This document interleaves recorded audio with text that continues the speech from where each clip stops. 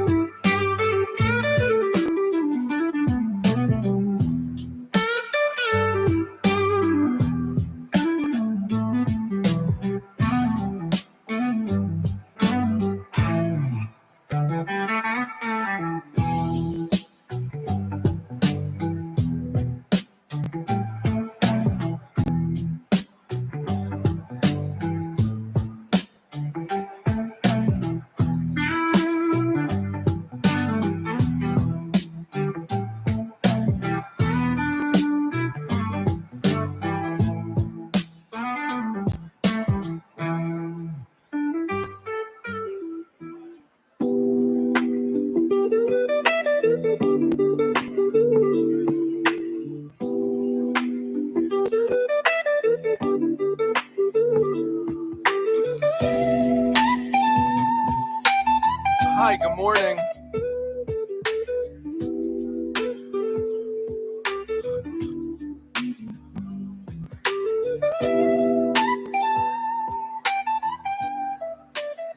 Good morning, everyone. If I could ask everybody to please find a seat, we'd like to get started soon.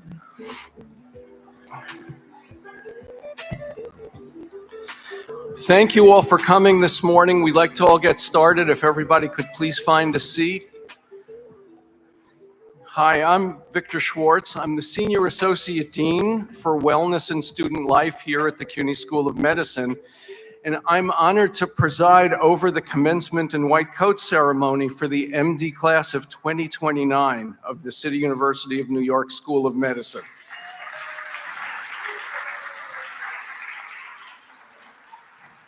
Before we get started, I'd like to share a few thoughts and important announcements. Celebrating our students and all they've accomplished over the last several years is incredibly important to all of us, including the faculty and staff, and most of all to our students, their families, and loved ones. We have faith that today's event will be spectacular and will focus solely on our outstanding students and their accomplishments over the past years. However, if there are any disruptions to the proceedings, we will ask that the campus security maintain decorum and order through the proceedings. So please, everybody, let's focus on the celebration and not on sort of outside events today, since there are obviously so many things going on in the world. I'm delighted to let you know that we have 2 professional photographers covering this event to ensure that each student will be photographed on stage. To ensure the safety of all, we ask that you refrain from coming forward to take pictures during the ceremony. Also, please do not use whistles, air horns, or other noisemakers during the ceremony. You can applaud and yell, but no artificial noise-making devices.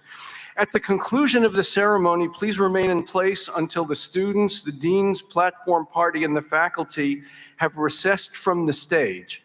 Following the ceremonial exit, students will go outside for a few group photos.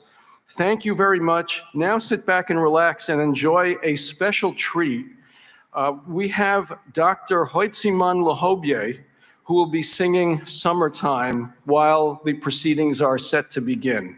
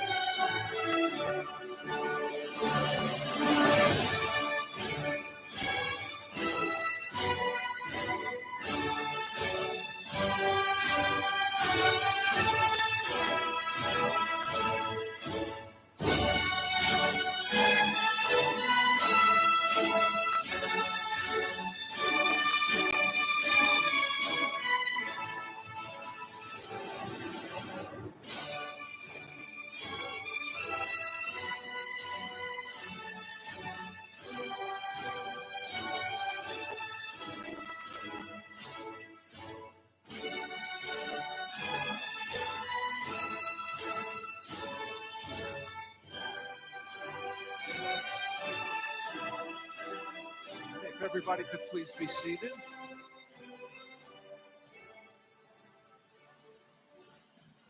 Wow, that's nice. Okay.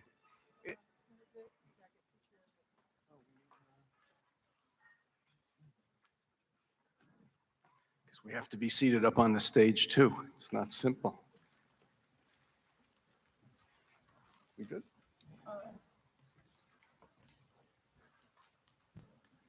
Not exactly. Cliff is fine. Okay. It's now my honor to introduce you to our visionary leader, President and Dean Carmen Renee Green. In 3.5 action-packed years since she's joined us, Cuny Medicine has achieved an astonishing number of groundbreaking milestones. She strategically accelerated the school's growth and elevated its profile, leading to our establishment this year as a standalone medical school within the university. And as of July 1st, 2025, we became the 26th school in the Cuny crown.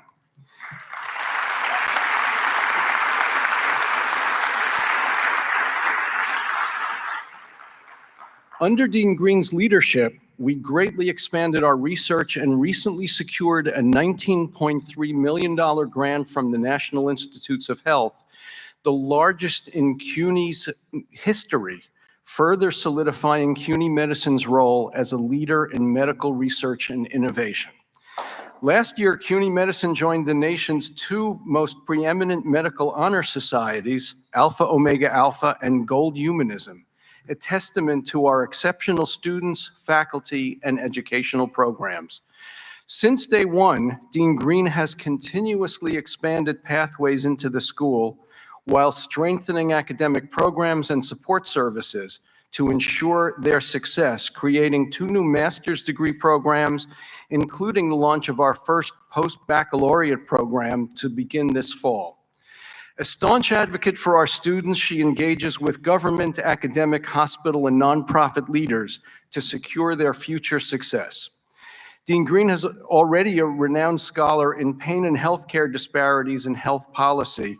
Her exceptional leadership has earned her such recognitions as one of City and State's top 100 higher education leaders. So without further ado, Dean Green, would you like to begin today's ceremonies?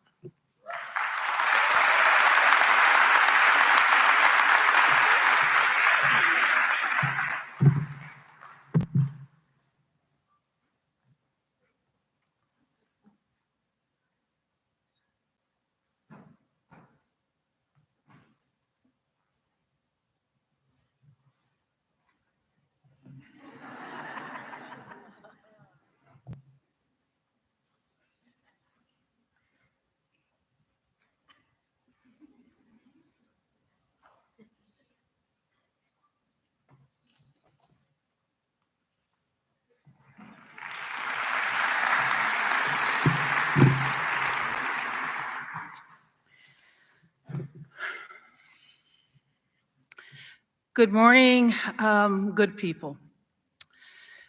We begin today's ceremony with the Cuny School of Medicine's traditional opening, a moment of silence and with a land acknowledgement. The moment of silence is about our own individual and collective challenges, and whatever we wish to reflect on. Today, I reflect on the young lives that were snapped too short in Midtown. I hope you'll also join me in a moment of peace in our times.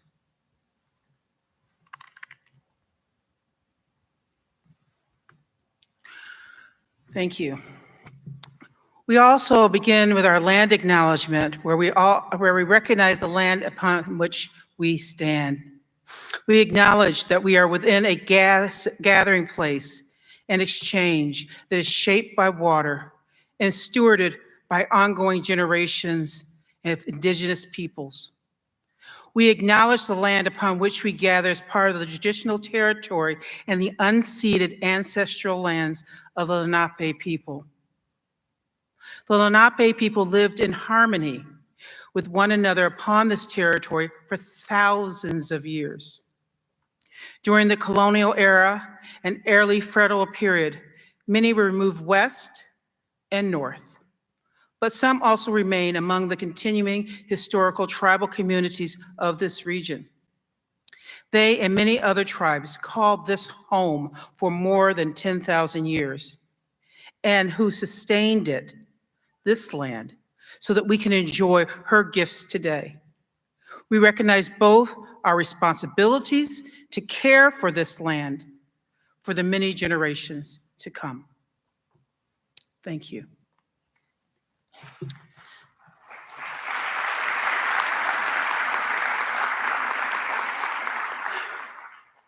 So I am proud to be Dean of New York City's medical school. We produce the doctors New York needs and New Yorkers want to see. I'm thrilled to present our newest Sophie Davis graduates and student doctors for the MD class. Woo!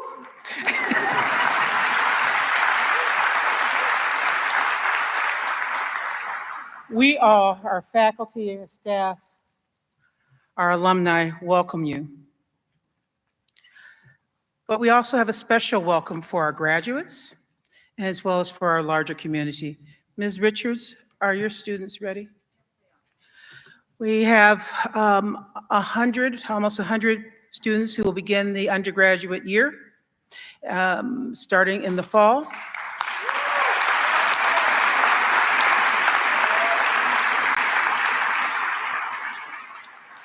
With a special focus on, and actually they're led by Ms. Joy Richards for diligently and honorably for many years, and her programs have contributed to student success and our commitment to excellence.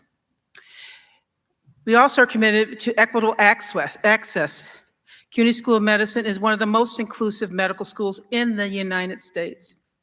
We reflect the rich diversity of this great multicultural and multilingual city. And as such, the vast majority of our students are bilingual, some trilingual, some multilingual. Reflecting that spirit, our incoming freshmen would like to welcome you in their native tongue.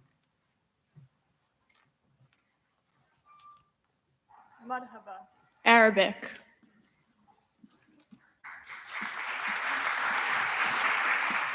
Assalamu alaikum, Bangla.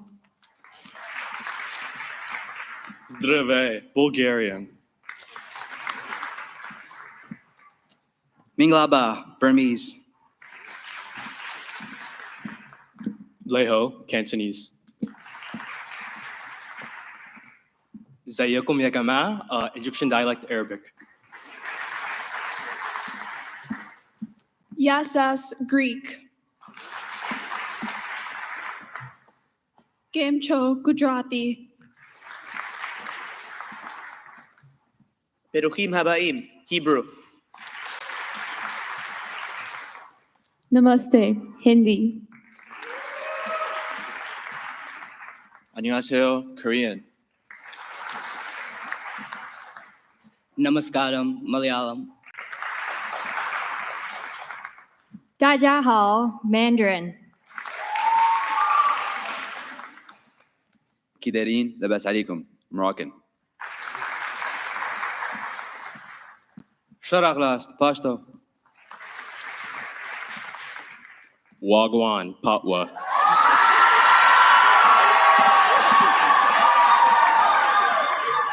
Dzień dobry, Polish. Bem-vindos, Portuguese. Sat Shri Akal, Punjabi. Здравствуйте, Russian. Bienvenidos, Spanish. Assalamu alaikum, Urdu. Aquaba, tree. Dalalek jam, Wolof. Ekaro, Baoni, Yoruba.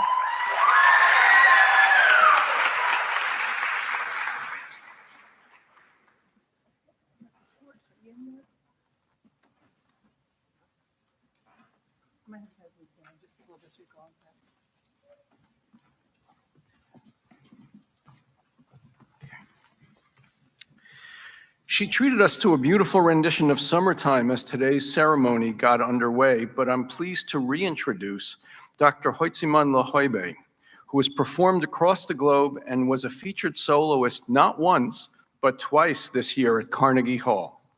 Please rise as the first and I assume only Black South African to receive a Doctor of Musical Arts anywhere in the world. Dr. Lahoibe sings the national anthem.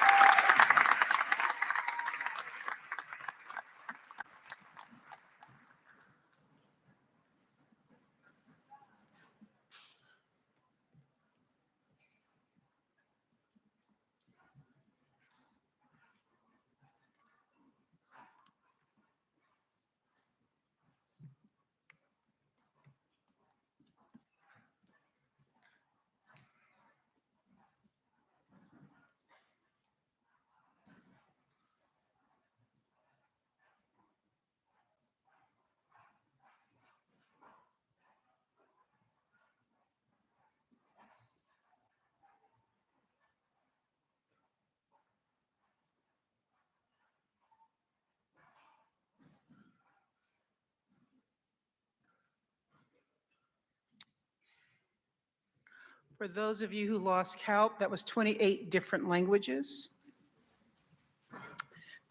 part of the Cuny School of Medicine difference.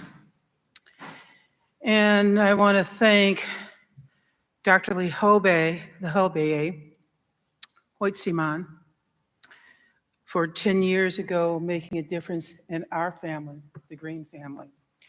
She's been our daughter for 10 years and it's never been the same.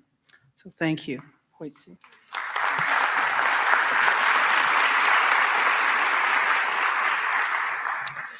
On behalf of the outstanding faculty and tremendous staff of the Cuny School of Medicine, I am honored to welcome you to our 2025 BS Commencement and White Coat Ceremony.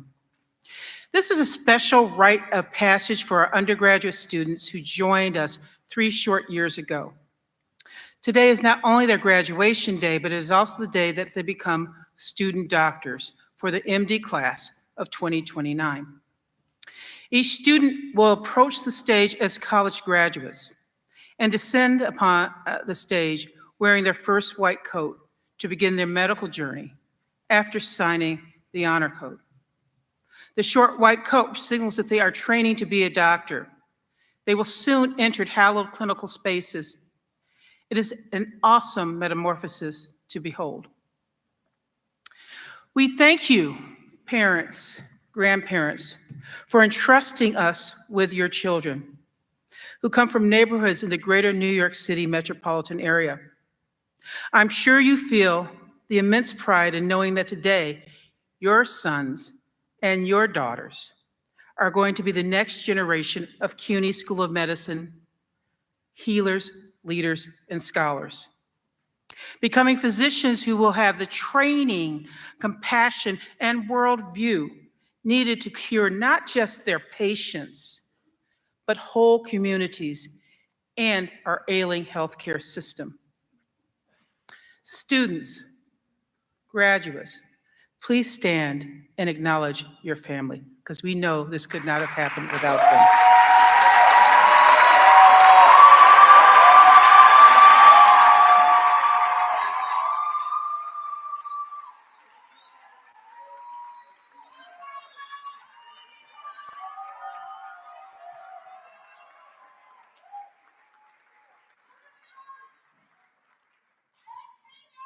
Please be seated. Please be seated. I am also honored to have with us today Drs. Marina Freimer, President of our Sophie Davis Association,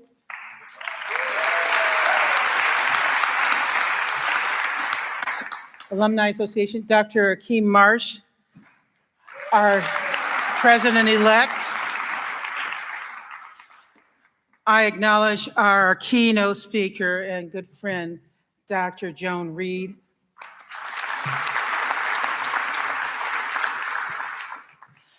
I also acknowledge, you thought you can get away with it, Mrs. Allen Davis, who's out in the crowd.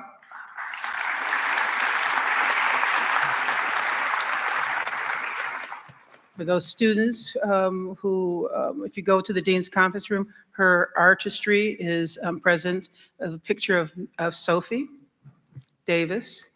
We also welcome Alan Davis.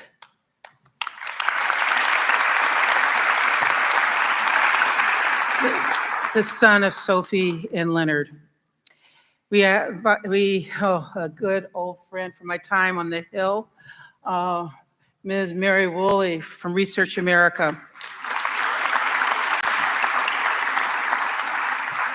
And do we have any better friends than the Gray Foundation? And they're out there too.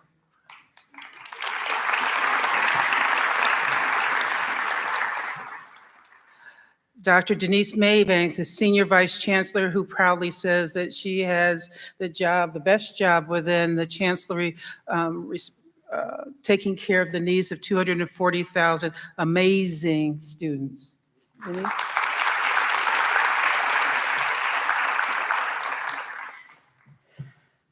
And last but not least, we have an amazing Chancellor, Phelos.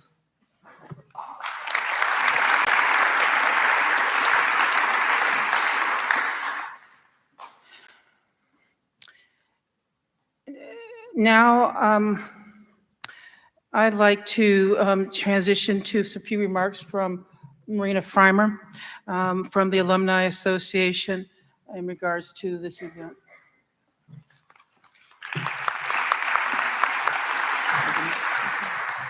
Good morning, students, families, friends, alumni, and esteemed faculty. Today is a remarkable day, one that you will remain with you for a lifetime. To our graduates, this is the culmination of years of your hard work, long nights, and unwavering determination. To our students who are receiving your white coat today, this is a powerful milestone. This coat is more than just a fabric. It is a promise of humility, of compassion, and of service.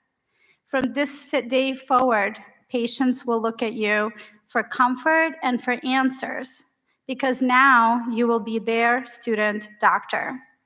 I remember vividly my own white coat ceremony, the pride, the honor, and the humbling realization that my life's purpose was now intertwined with the lives of others.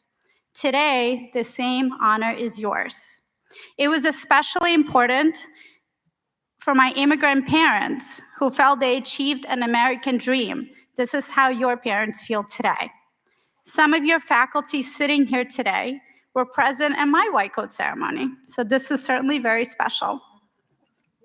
This moment is not only about your individual achievement, but it is about the community that you've built here and the legacy that you will join. You stand on the shoulders of those who came before you, and one day others will stand on yours. That's why I encourage you to remain connected to the Sophie Davis and the Cuny School of Medicine alumni. Come back, mentor your future friends, share your stories, and help your U1s, U2s, and U3s, and the incoming freshmen as they walk your journey. As you become a medical student tomorrow, remember this: true success is not measured by titles or accolades. It's measured by the difference that you make in the lives of your patients.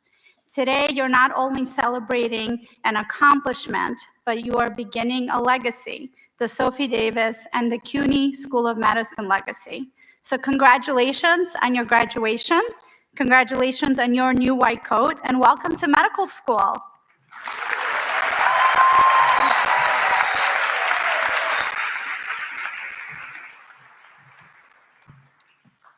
So Marina is the Chief Research Officer at Northwell.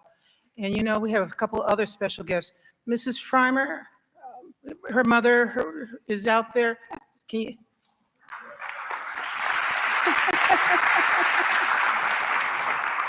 Thank you. Our parents never gets too old. So thank you, Dr. Freimer.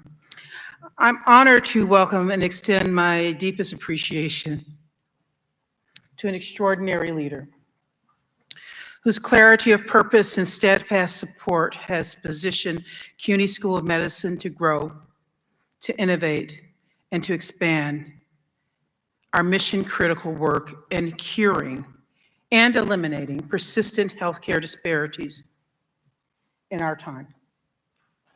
Dr. Felix Matos Rodriguez is the Chancellor of the City University of New York. He championed and secured our transition to a standalone medical school within Cuny and its 26th academic entity, as I say, the jewel in Cuny's crown.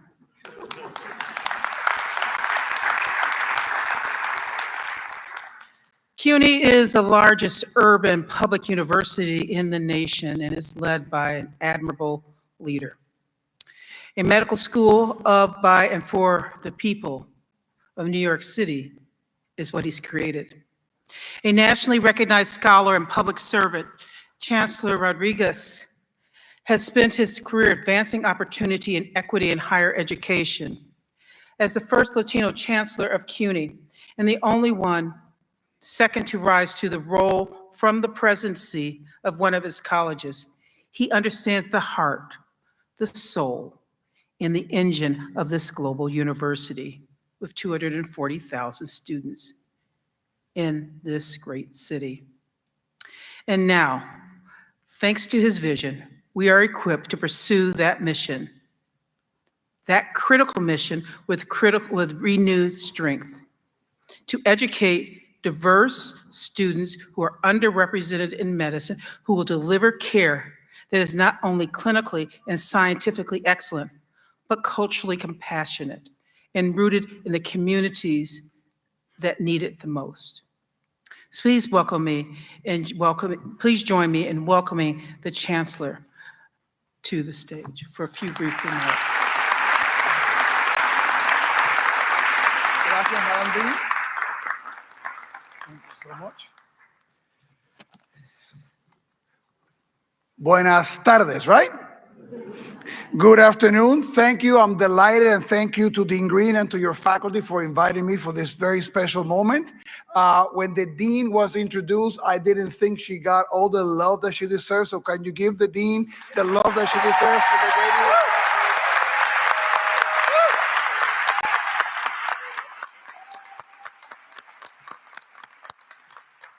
Thank you, and to the entire team here, the School of Medicine, the faculty and staff, for the great work that you do every day.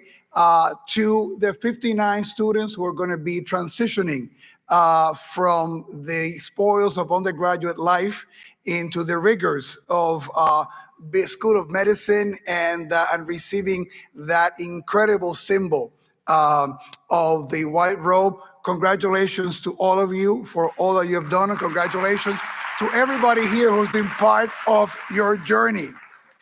Alan, thank you so much, and to your family for the incredible gift that began back in 1973, that planted the seeds of not just innovation, in something that continues to be innovative in the field of medical education, but also betting on New Yorkers, betting on the entire New York, and betting on the need of providing medical services to those who need it. So thank you, Alan, to you and your family.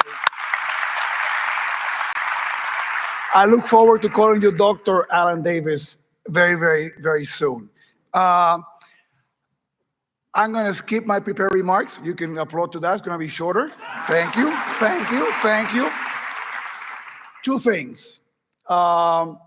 Attending commencement, one of the things that I love what I get to do as Chancellor for the City University of New York, but as someone who was faculty at Hunter and president at Hostos and president at Queens, the one thing about my job that is difficult is that I'm not on a campus, that I don't get that interaction daily with the students, with the faculty and the staff. So the opportunities to attend commencement and ceremonies like this are a gift to me, in terms of being able to celebrate your accomplishments and focus us on what's vital in the mission of the university. But in doing that, and all the commencements are wonderful, seldom do you get to participate on a first. And you are all part of a first, right? And as we move on our careers, we all want bragging rights, things that make us different from everybody else. And the class graduating today gets the bragging rights of being the first class of the School of Medicine that graduates with the School of Medicine being a fully independent school in 180 years. So congratulations on that achievement. You make my job more difficult because I have to love all my schools equally, and now I have one more to love, right? But I can tell you without any hesitation, and I don't care what any other school says, that you are my favorite School of Medicine within the Cuny system.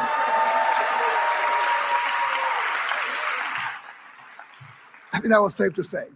And that journey was necessary because of the accomplishments of Sophie Davis and all the work that has been done. And it was needed to be done because we are betting on you. We know how fantastic you are. We know about everything that you're going to bring to the table, and you've shown that in your 3 years with us. And we want to be part of your journey in a much more integral way moving forward, right? And that's why we thought that the change was needed, because it was needed because we want to continue to see this program grow and to see many, many more like you, talented, bright, eager, intelligent, passionate, committed to continue to do what you do. You inspired all of us, so thank you for what you do. I'm going to share a story now that I was told I couldn't share, right, by the people that helped me write this thing. So if I get into trouble and you don't see me in commencement next year, you know what it was, right? I have my own white robe story. I know you're going to say, yeah, you got a PhD, you're a fake doctor, doesn't really count, right? You can't use that on us, right? And I actually, my abuela, my grandmother back in Puerto Rico for many, many years thought that she was going to be able to provide free medical care to her friends because her son was getting a doctorate. She didn't know that it was in history, right? And wouldn't do any of her friends or her any good.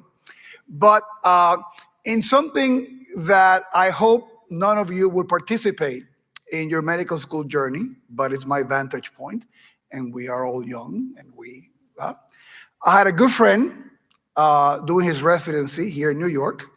That's where I was getting my PhD. And I'm not going to give a name. I'm not going to name the hospital, and I'm not going to name the field, but we're going to play racquetball one day, and he had to make some rounds as part of his residency. And he says, why don't you come along, join me for the rounds, and then we go play. I assume that is now illegal in 51 states. I didn't know that, right? But I share that with you because it is the one time in my life that I got to wear a white robe. And, easy, no malpractice, nothing to be, but I saw what other people see when you put that white robe. Obviously, the members of your faculty here know that. They know that from their own experience, their own work in medicine. Members of the audience probably do that too. But I put that white robe on to follow my friend, and I became a different person to everybody in that hospital. The level of respect, the level of trust that I received from everybody just because I was wearing that white robe that implied authority, knowledge, care, compassion, excellence, all the things that describe you. And I saw what going into a room and talking to people, even though obviously I knew nothing about what was going on, right? But just the fact that you were engaging them with empathy and with care. In some cases, they only spoke Spanish, right? And the big grin they got, because they got somebody who could translate things for them, right? And you all know what that means to everybody coming from a different culture. I saw what that white robe does.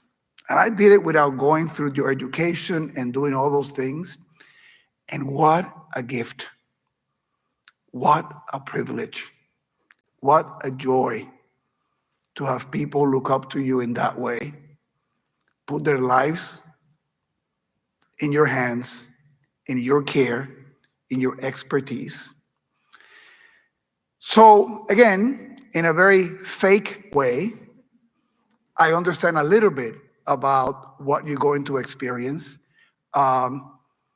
It's magical, it's transformative, and there is nobody more deserving than you.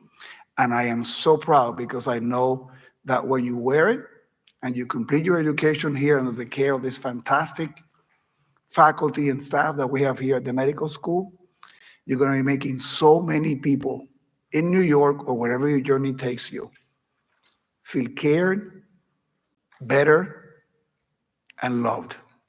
Thank you for that. And should you see me as a patient sometime in the future, I am afraid of needles, so just, bear with me. Congratulations, and we look forward to the rest of your journey.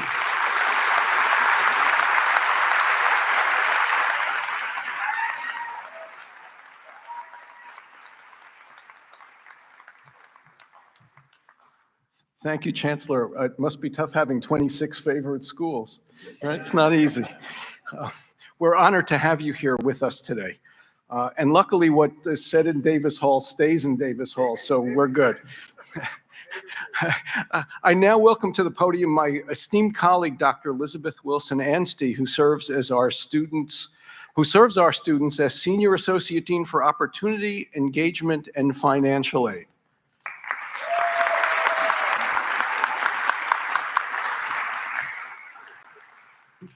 Good morning, everyone.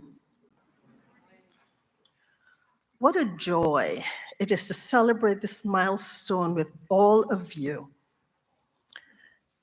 This class beautifully reflects the very heart and soul of Cuny Medicine's mission. You come from all corners of our city and from far beyond. Showing is telling. So I'm going to ask a few questions and would like members of the MD class of 2029 to stand and be acknowledged accordingly. So here we go. Please stand if you were born outside the United States.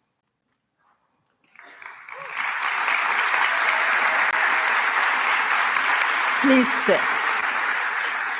That's about 1/5 of the class. If your parents were born elsewhere and you are a first-generation American, please stand.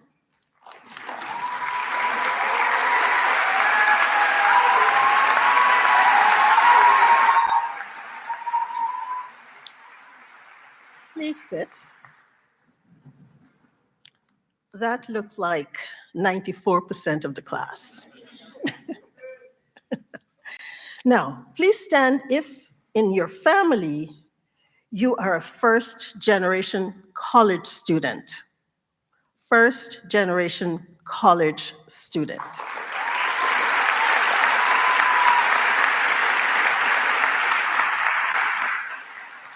Please sit.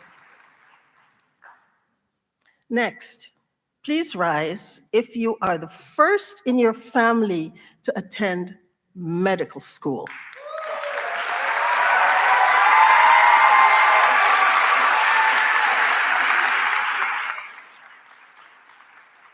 Please sit.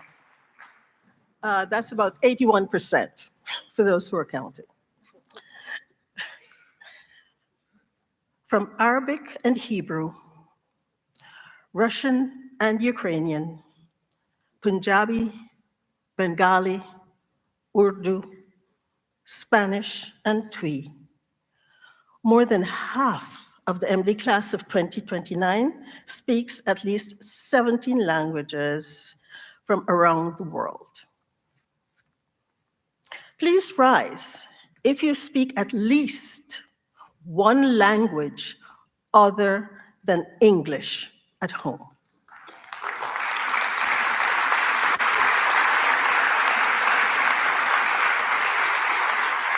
Please remain standing. If you speak, no, please remain standing. Now, among you, raise your hand if you speak 2 or more languages other than English. Please raise your hand if you speak 2 or more languages other than English in your home. Raise it high. Let everyone see. Please sit. Thank you. Please remember that the diversity that you carry and that which surrounds you matters. It is not a footnote, it's a force of equity, empathy, force for change. As you begin your medical training, carry every part of who you are and who the class of 2029 is into the next chapter and beyond. Let your experiences from the Cuny School of Medicine shape the kind of physician you will become. the kind that can and will make a positive difference. And I'm going to repeat that. The kind that can and will make a positive difference. Congratulations to all.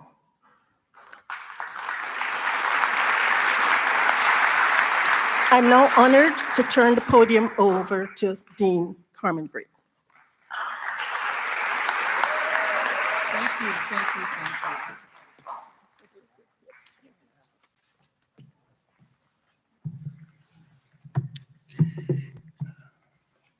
I think we've learned a couple of things. The Chancellor, with or without a white coat he was supposed to be wearing, is capable of treating people with empathy. And we've learned that your languages, your diversity is a force multiplier. I'd also say it's also your superpower. Who you come from is your superpower. It's your superpower. So we have a great deal to celebrate. Dr. Wilson Nancy, I want to thank you and your amazing admissions team for producing this wonderful class. I'm just going to say a couple things. You know, the world is changing, and but our values, our mission, our goals has not changed. And so it's represented by what you see in front of you.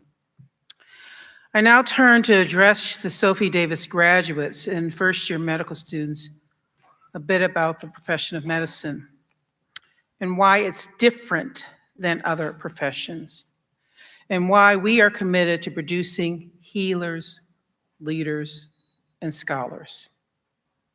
At Cuny, we are a community of storytellers who are called to eliminate health disparities, who are called to hear the unheard voices. We are called to uplift their unequal burdens. We simply are called to do more. As you enter sacred spaces in your white coat, people will tell you things that they have not told their parents, their partners, their children. You will learn how to treat them and their stories with compassion and respect, because we understand how important the social determinants of health are. We'll learn to show empathy and concern for their suffering, because we often sat at the bedside with our grandparent. And because of that, we can take care of the unhoused person who may have urine on their pants. We are called as CUNY School of Medicine students, as healers, leaders, and scholars, to advocate for the marginalized, the underserved, and the most vulnerable in our society. We remember that every face, every eye we look into belongs to someone's child. We simply are called to do more. With 50% of our alumni going into primary care and almost 40% working in health professional shortage areas, at CUNY School of Medicine, we work to ensure that patients have access, equitable access.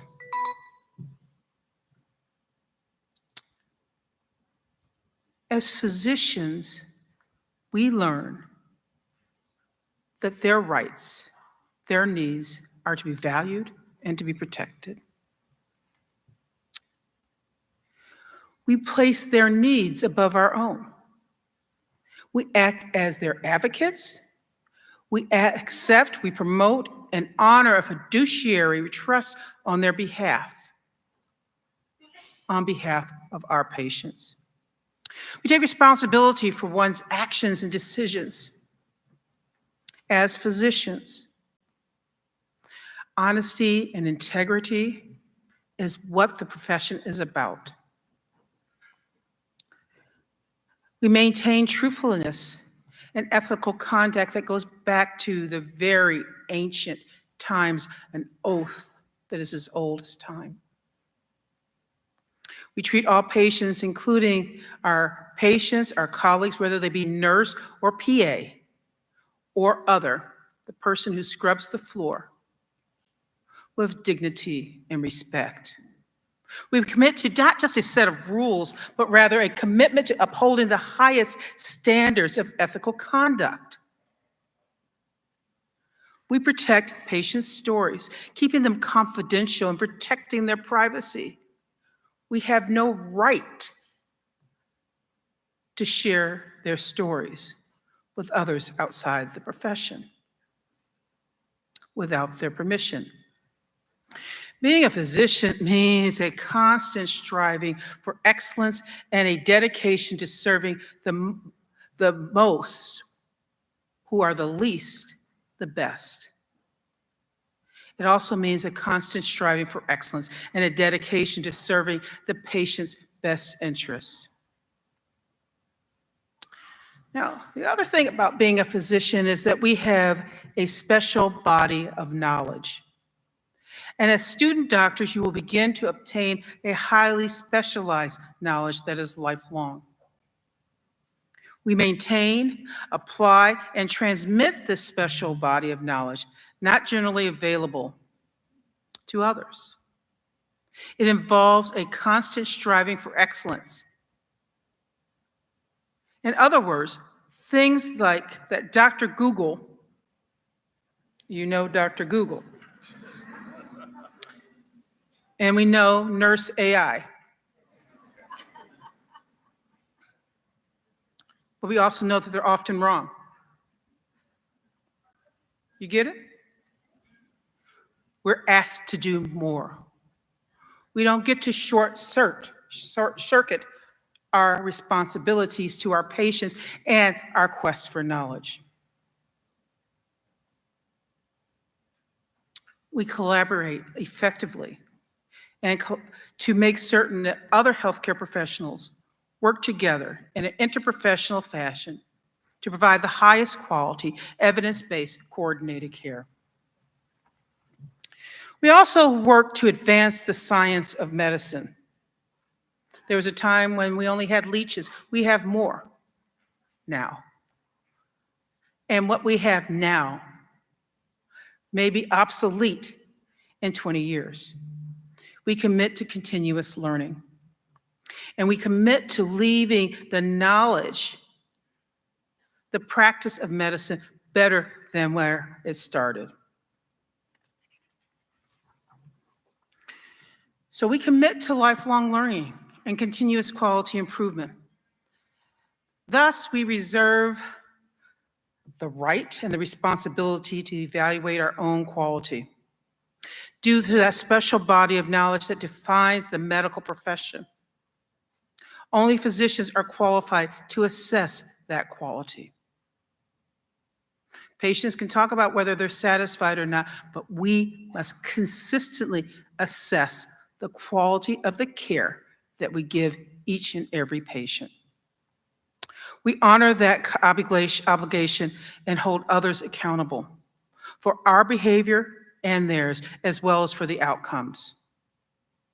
We do so on behalf of the patients who it still remains an honor to serve. We're in service. Following established ethical principles and guidelines in all aspects of practice, and an oath ancient as time, we engage in ongoing practice, development, and we try to stay up to date. So as of today, I mentioned earlier that our communities are suffering from things that are preventable. We've known this since they invented them.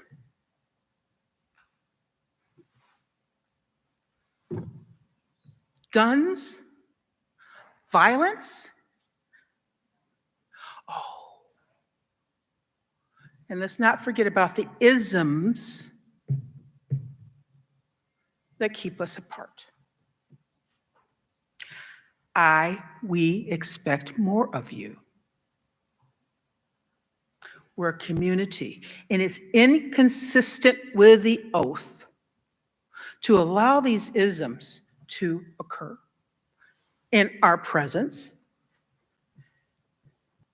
And it's inconsistent with the oath to allow certain things that we know are preventable to occur.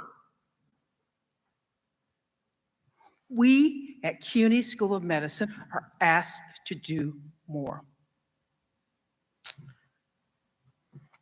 But we're going to take care of the suffering, whether we like them or not. I've taken care of murderers. Didn't necessarily like that person. You are asked to do more.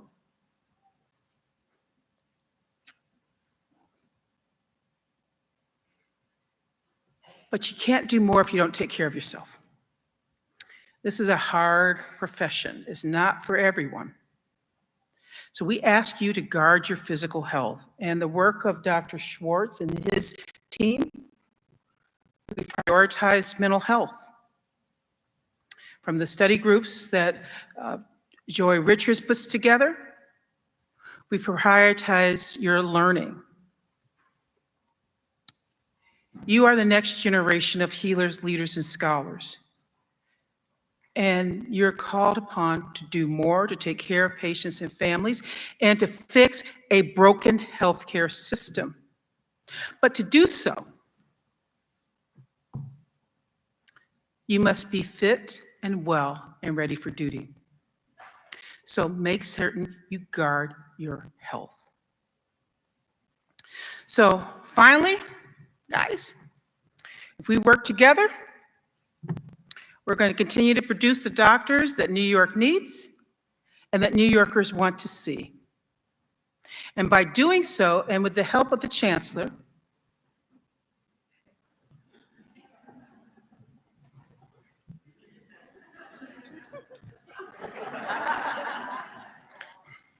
so there may be 26 others, but it's kind of like I'm an only child and my brother doesn't count.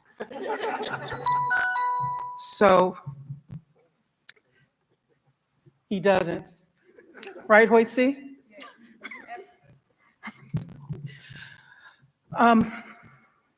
We can change the skyline of academic medicine. And I thank you guys. It's been a long journey. There's more to come. But I thank you for giving me a why to get up every morning, as well as the wow. So I say congratulations to you and to your families.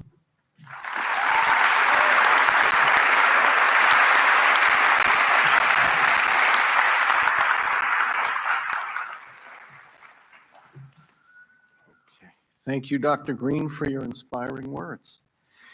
We now recognize and give awards to students who have earned distinction in their Bachelor of Science Studies. To present these honors, I'd like to invite Dr. Kiosha Bond, Dr. Jose Cobo, Dr. Ko Kashfi, Dr. Rosemary Wizarick, and Dr. Cheatham Yilmaz up to the podium.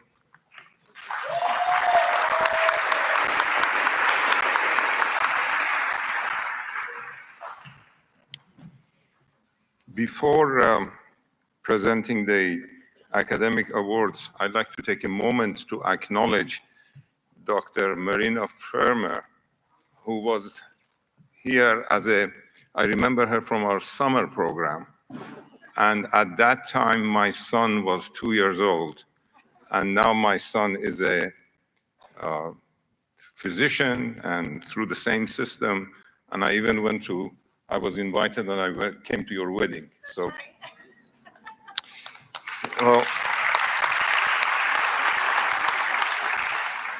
Dean Green, I am pleased to recognize 6 graduates who have shown academic achievement by earning a GPA between 3.8 and 3.89. These students are deserving of the Dean's Medal for Academic Achievement. As I call your name, please stand and remain standing. Simin Dikar.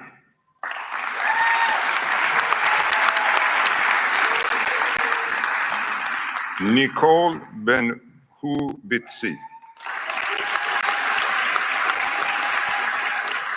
Soleiman Hashemi. Abiola Laguda. Brandon Tahada. And Daniel Ugo Omen Nukova.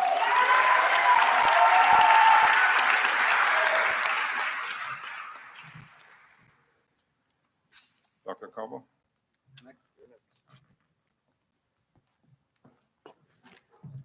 Congratulations. So nice to see you all in here.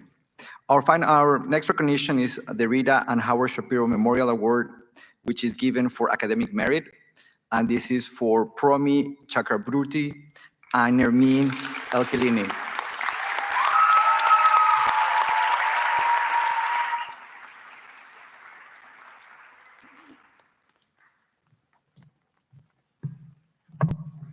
I think we're off a little order. Which one? Rita and Howard Shapiro. Okay. Rita Ash, where is she?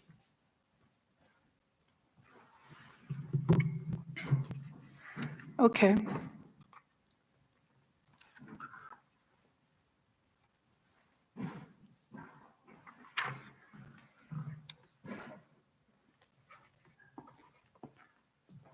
Let's read right here. Congratulations.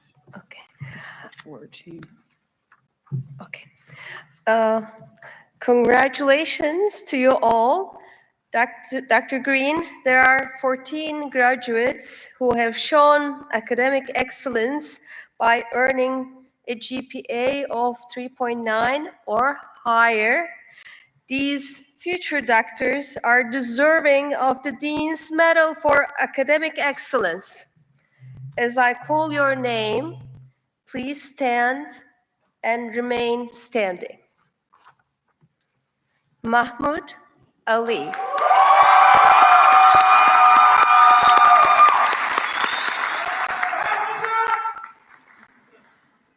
Jade Amador.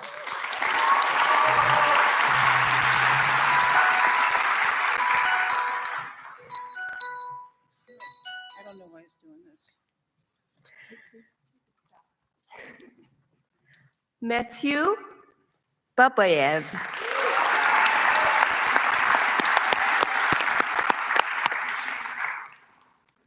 Heather Bonilla.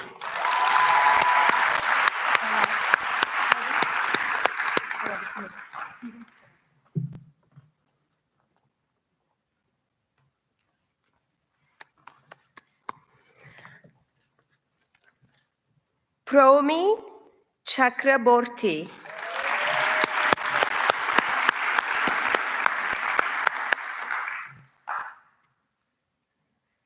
Nermeen Ikaleni.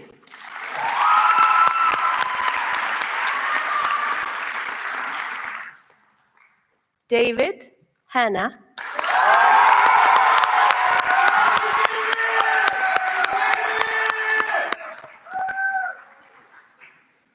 Jacqueline Mehta.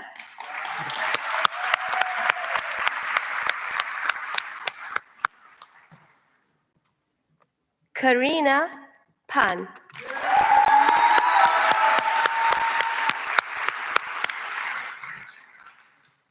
Noel Prakasam.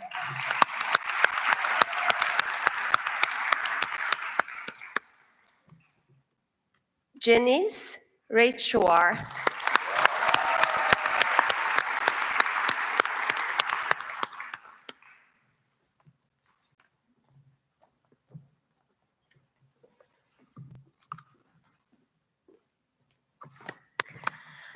Stephen Shafiq.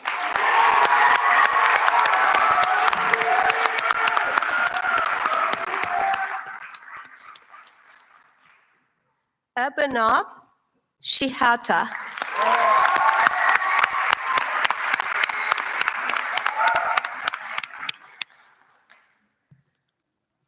Marna Shoddy.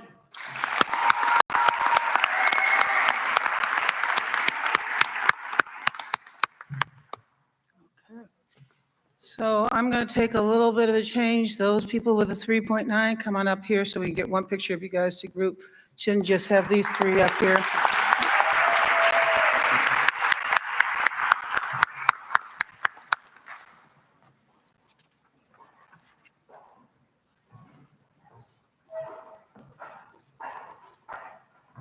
A little change in game plan. You guys good with it?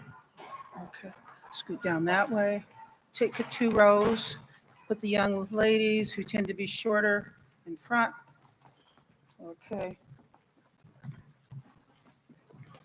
Well, let's get here so they can get a picture of you. How about that? Woo-hoo.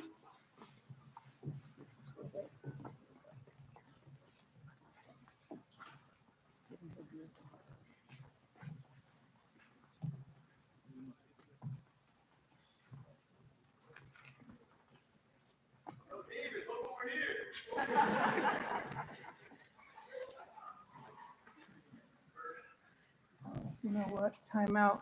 Chancellor, where are you? Constant supervision and guidance. Here.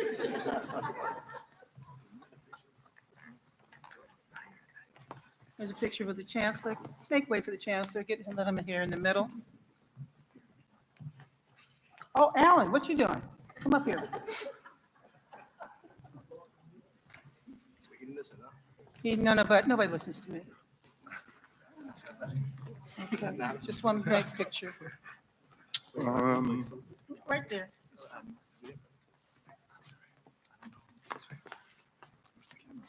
Look at everything.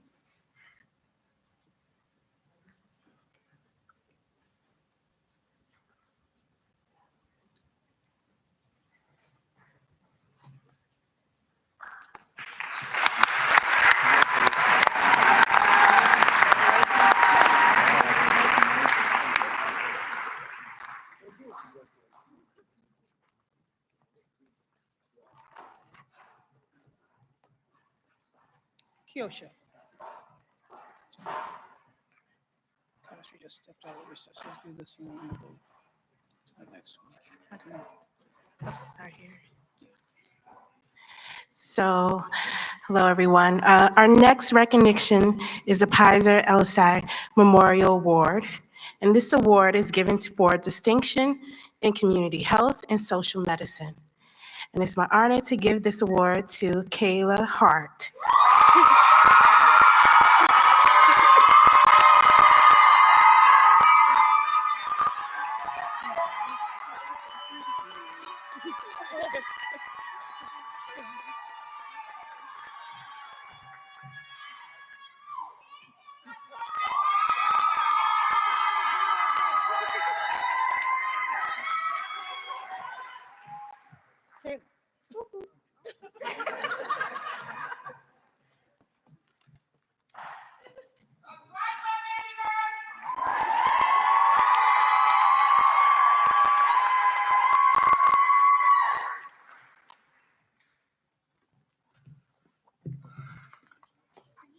Rosemary. Hi, our next award is the Dr. Yik Moon Lee Class of 93 Scholarship. This award is given to a student based on academic merit and strong community service. Would Mahmoud Ali please come forward?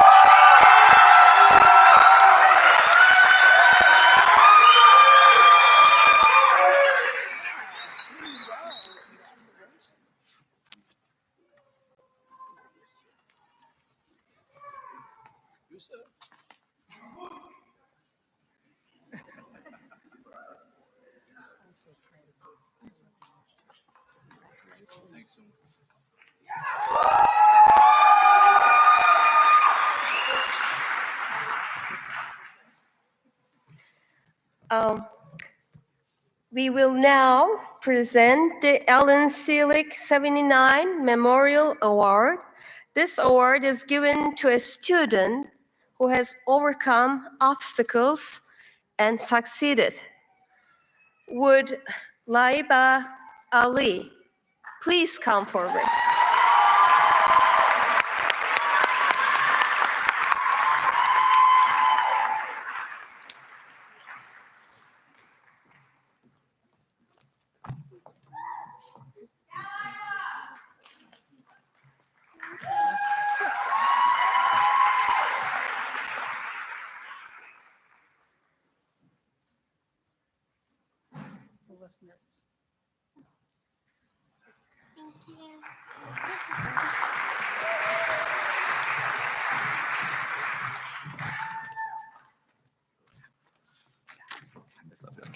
All right, we'll do this again. Our final recognition is going to be the Rita and Howard Shapiro Memorial Award, which is given for academic merit. And again, is given to Promi Chakraburti and Nermeen El-Khalini.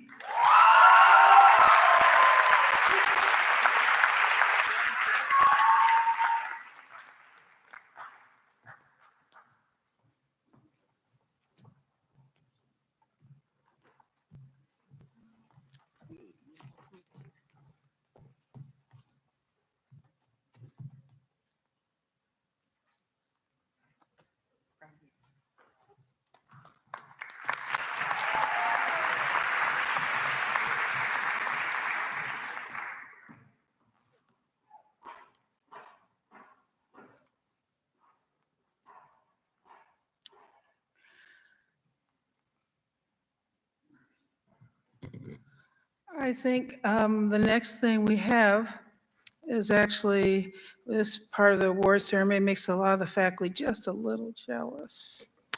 I'd like to ask the MD class of 2029 representatives, Alphonse Raffaiola and Janice Ratishwa to come to the stage.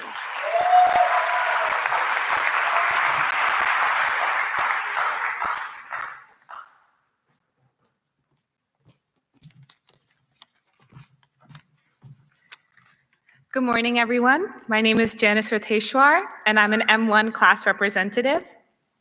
My name is Alphonse Rafael Sinlau. Many of you know me as Rafi, and I'm also the other M1 class representative.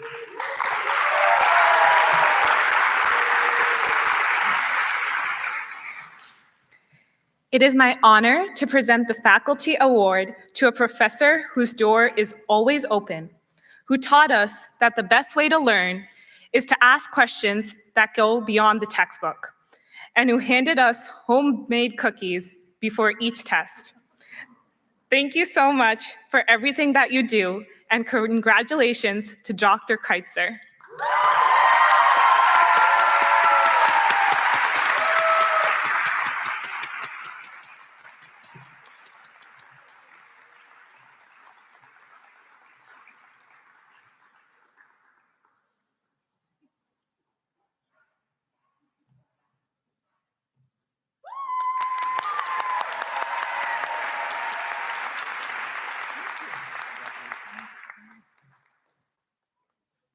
Family gets bigger every year.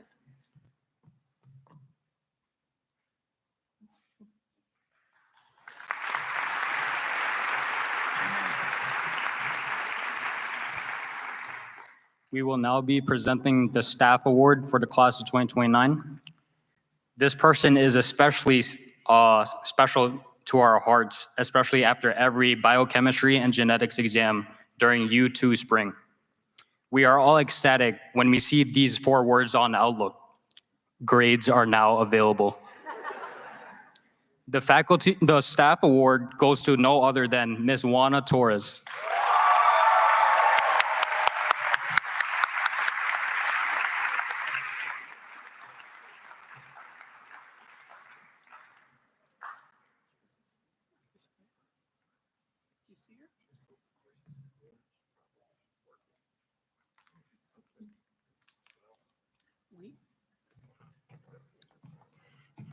That's the problem when you pay staff awards, they're all working. I didn't give them the time off. Okay, so can you make certain this award gets to them? Yes. You sure? Okay, you're not gonna pay it on the way home? Okay, thank you. Thank you.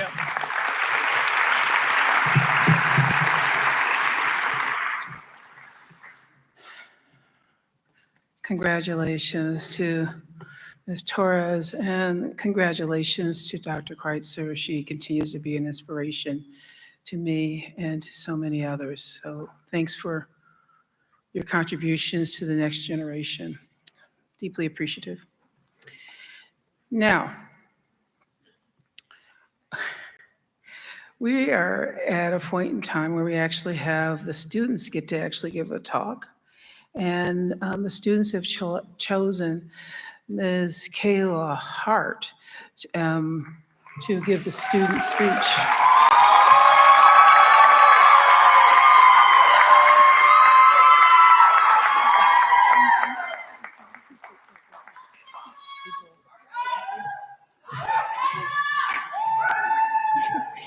Good morning, everyone, or afternoon. I would like to start with a poem by Bell Hooks titled Poem 57. Fierce grief shadows me. I hold to the memory of ongoing loss and land-stolen bodies shamed everywhere. The stench of death and retribution all around me. Nature demands amends. Spirit guides me to take back the land, to make amends. Silence the cries of the lost, the lamentations. Let them sleep forever sublime, knowing that we have made a place that can sustain us, a place of certainty and of sanctuary. Good morning, faculty, staff, administration, esteemed guests, loved ones, and most importantly, the Cuny School of Medicine MD class of 2029.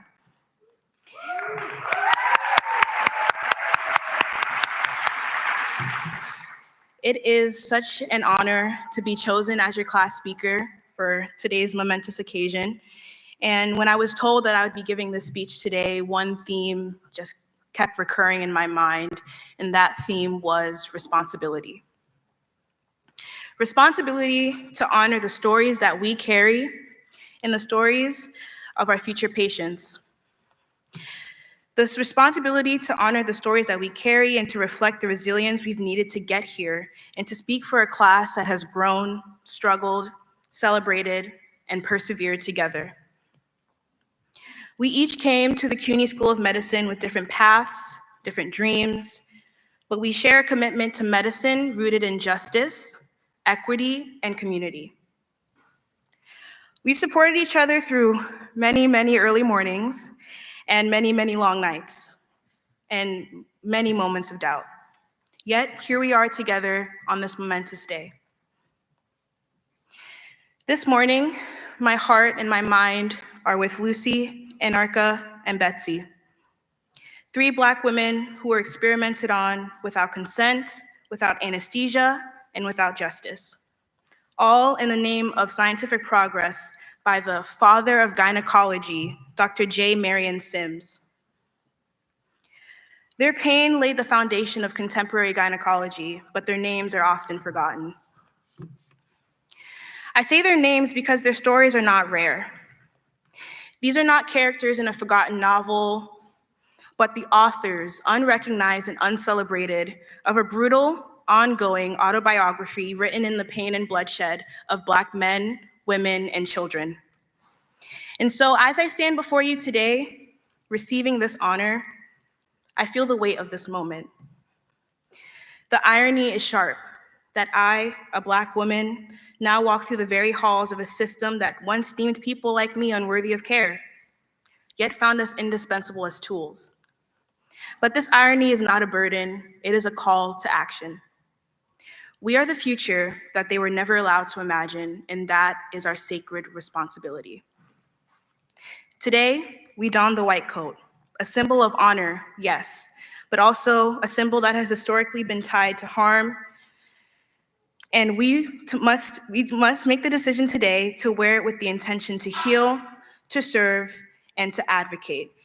And furthermore, we must remember that we have the responsibility to not forget these women's names. As I close, I want to thank my family, friends, mentors, and my community, those here in body and in spirit. I want to honor the women and matriarchs in my family and my life who have paved the way. To my mother,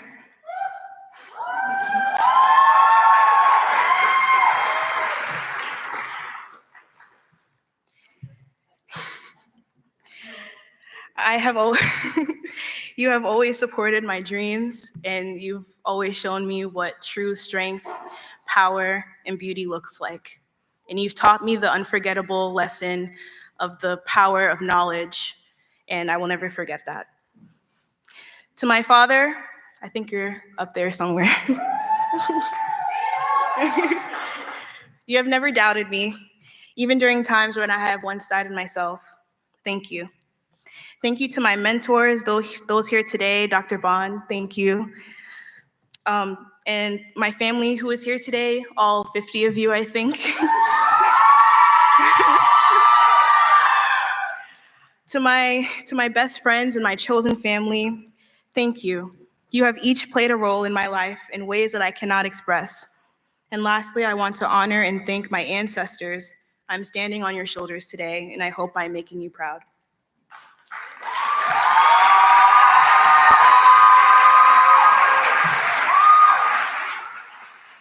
And lastly, to the MD class of 2029, I am so proud to call you all my colleagues and my friends. Remember that our responsibility starts today. Thank you.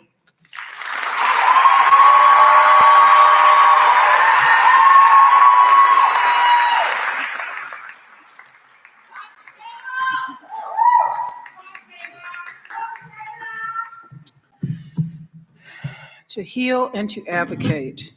Kayla, you're taller than me.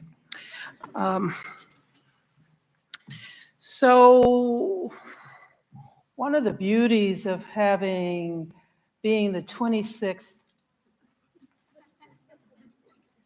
and the first is the opportunity to create new traditions.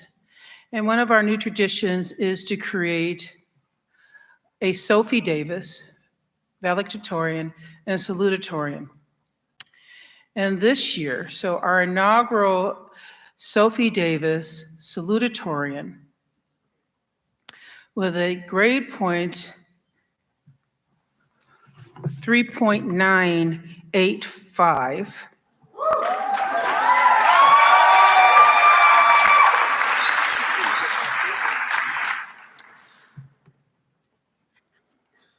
You could round it off to 3.94. Lots of things you can do with that type of number. But Mr. Mahmoud Ali, please come to the stage.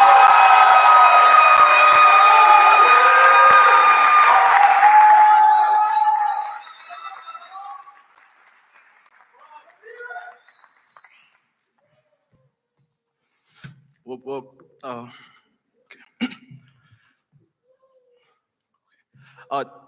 To start off, I wanted to take a moment to congratulate both my mother and my father on this award.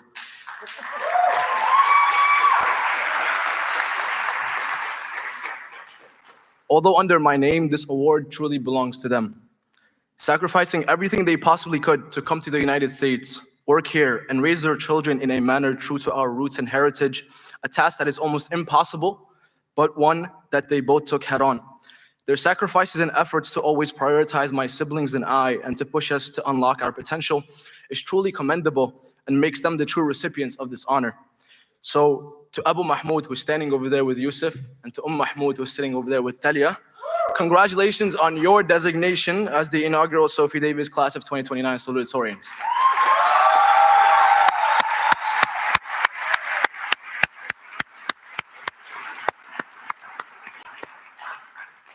With that being said, I wanted to spend some time talking about the notion of being an underdog. Being part of at least one minority or disadvantaged group, we oftentimes are categorized as underdogs, and to a large extent, we have grown to accept this title. We are told that due to the disadvantages that we have faced, we should have this underdog story where we have to work to be equal to our counterparts of more advantaged backgrounds. But see, the issue with this underdog story is that you're not expected to succeed. The expectation is that you will fail, and if you don't, then you've accomplished a miracle and have stunned the audience. This sort of narrative, although it gives you a chip on your shoulder and gives you some motivation, it builds the foundation of accepting failure. If you try and you don't make it, then it's okay. You weren't supposed to make it anyways. But why are we not supposed to make it? These challenges that we have faced growing up are not limitations, but they are but they are experiences that increase our potential. Growing up in adverse environments gives you essential experiences that many around you have never seen and builds you as a physician and as a human. Utilize these experiences to grow and allow them to be factors in you becoming a favorite and not an underdog. In my story, I am the favorite, and in your story, you should be the favorite as well.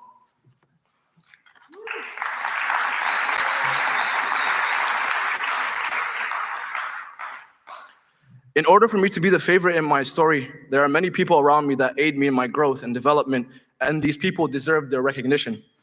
As Prophet Muhammad, peace be upon him, once said, "Whoever does not thank people has not thanked God." So first and foremost, I would love to thank God for allowing me to be in the position that I am today.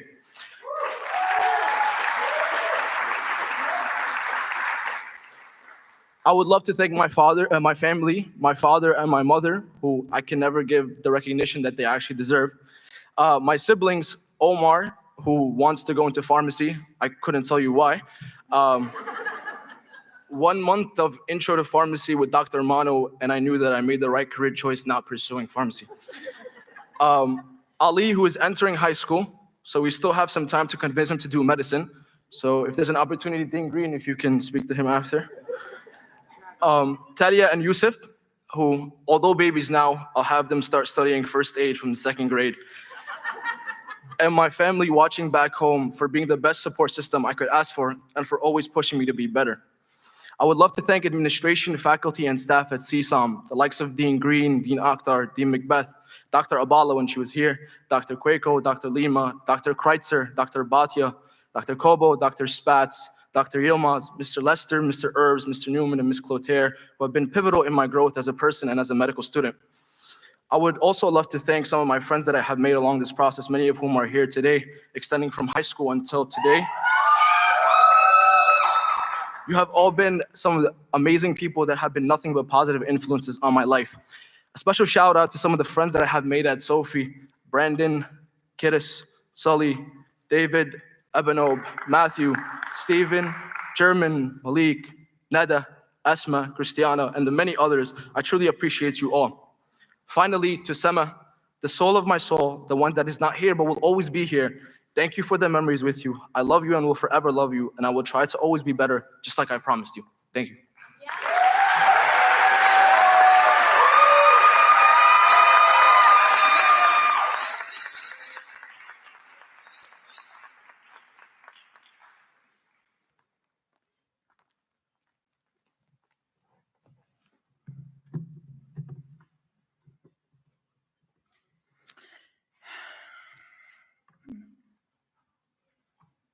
Thanks for acknowledging the ancestors.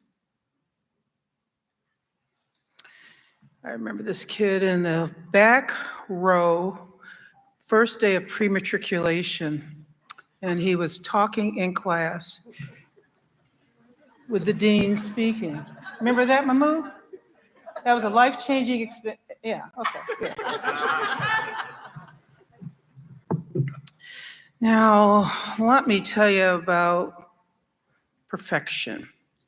So the good news is that we actually have an inaugural valedictorian, an inaugural Sophie Davis valedictorian. All A's are made in the Learning Resource Centers, hard study, and she is this quiet, bright light, beautiful, and really, really smart. Miss Heather, Peculiar.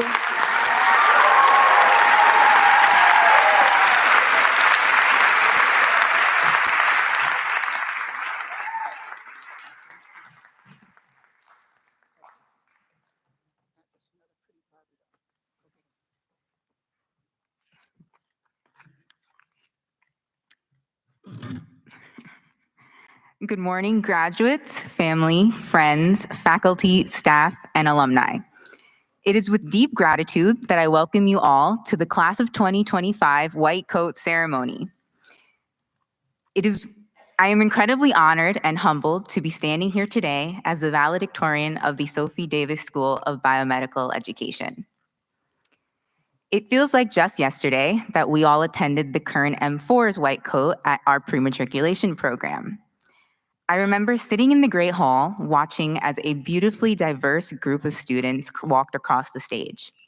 Students who looked like me, who came from communities like mine, who come from backgrounds that have historically been underrepresented in medicine. It was in that moment that I knew that I made the right decision to come to Sophie Davis and felt motivated to put the work in to make it here today. And now, here we all are. We are stepping into the roles of healers, advocates, and change makers. And I am so proud to be here with each and every one of you. I became passionate about medicine because I wanted to help people in a meaningful way. But over time, I've come to see that medicine is much more than science and service. It's also justice. I've seen firsthand how the social determinants of health and systemic inequities can devastate the lives of those in marginalized communities. Physicians are uniquely entrusted with their patients' health, their hopes, and their fears, and that is a trust that must never be taken lightly. My own grandfather passed before his time due to a lack of trust in a healthcare system that should have been there for him. Having a physician who cares, listens, and truly understands you can make all the difference. That is the kind of doctor I want to be, and I know that it's the kind of doctor so many of us here are striving to become. As a proud Puerto Rican woman, standing here today is a symbol of resilience, representation, and hope. In a field where Latinas are still vastly underrepresented, being here is both a privilege and a responsibility that I carry with deep pride. To my fellow graduates, you all are nothing short of incredible. Not a day goes by that I'm not inspired by your resilience, your perseverance, and your unwavering spirits that have carried you through some of the most challenging times of our lives. From quizzes to PBLs to slide decks that take over 2 hours just to skim through. We've been there to lift each other up, and we've grown into future physicians who will wear our coats with pride and with purpose. To our faculty and staff, thank you for your dedication, your mentorship, and the countless hours you've poured into shaping us into compassionate future physicians. To all the families, friends, and loved ones here today, thank you. Your sacrifices, support, and belief in us have carried us to this very moment. And to my family here with me today and my best friend, you guys have been my foundation and my biggest cheerleaders. I truly would not have made it here without your strength and support. This white coat belongs to all of us. Class of 2025, as we begin this next chapter, let us remember what brought us here.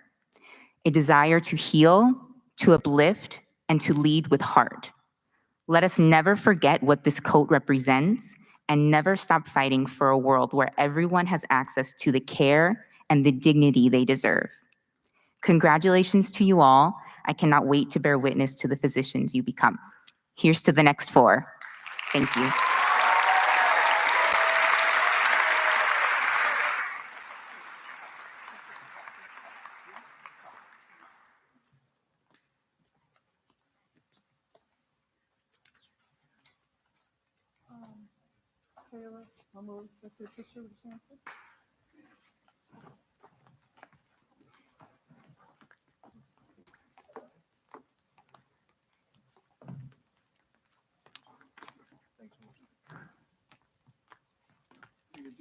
Oh.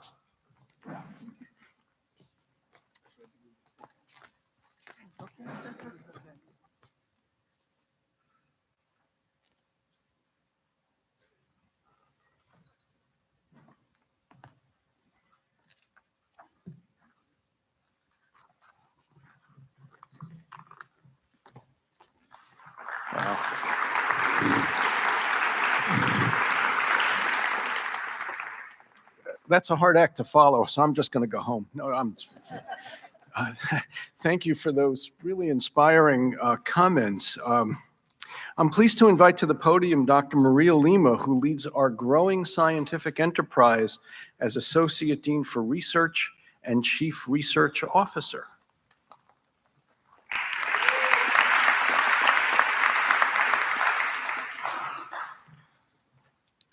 Good afternoon. It really is a tough act to follow, and the world is in good hands, Dean Green. So I am pleased to present H. Jack Geiger Icon Award to Mary Woolley, who is president of Research America. The Cuny School of Medicine gives this award in honor of Dr. H. Jack Geiger, an early faculty member in the Sophie Davis School's Department of Community Health and Social Medicine. Dr. Geiger was a pioneer physician, humanist, whose Nobel Prize-winning work helped define the social determinants of health. In that spirit, Mary Woolley has worked tirelessly to ensure that the power of research is understood as a force for equity, that science is not separate from the lived realities of people's lives, but essential to addressing the conditions that shape health outcomes. Under her leadership, Research America has brought together public, private, academic, and philanthropic partners in service of a shared mission, advancing discoveries that improve lives, inform policy, and expand opportunity. As an elected member of the National Academy of Medicine and recipient of its Adam Yarmolinsky Medal for Distinguished Service, Mary Woolley's impact spans both the highest levels of science policy and the grassroots of public engagement.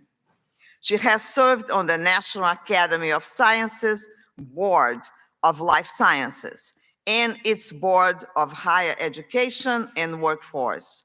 She's a fellow of the American Association for the Advancement of Science and founding co-chair of the Science and Technology Action Committee.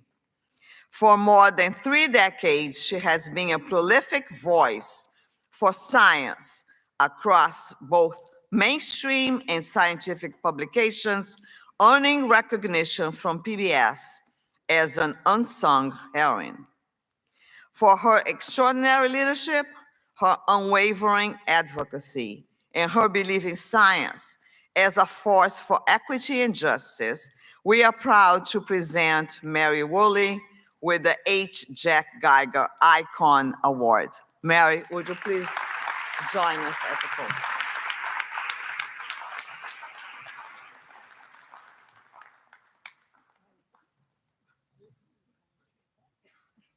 We'll have to get Mahmoud to carry it for us.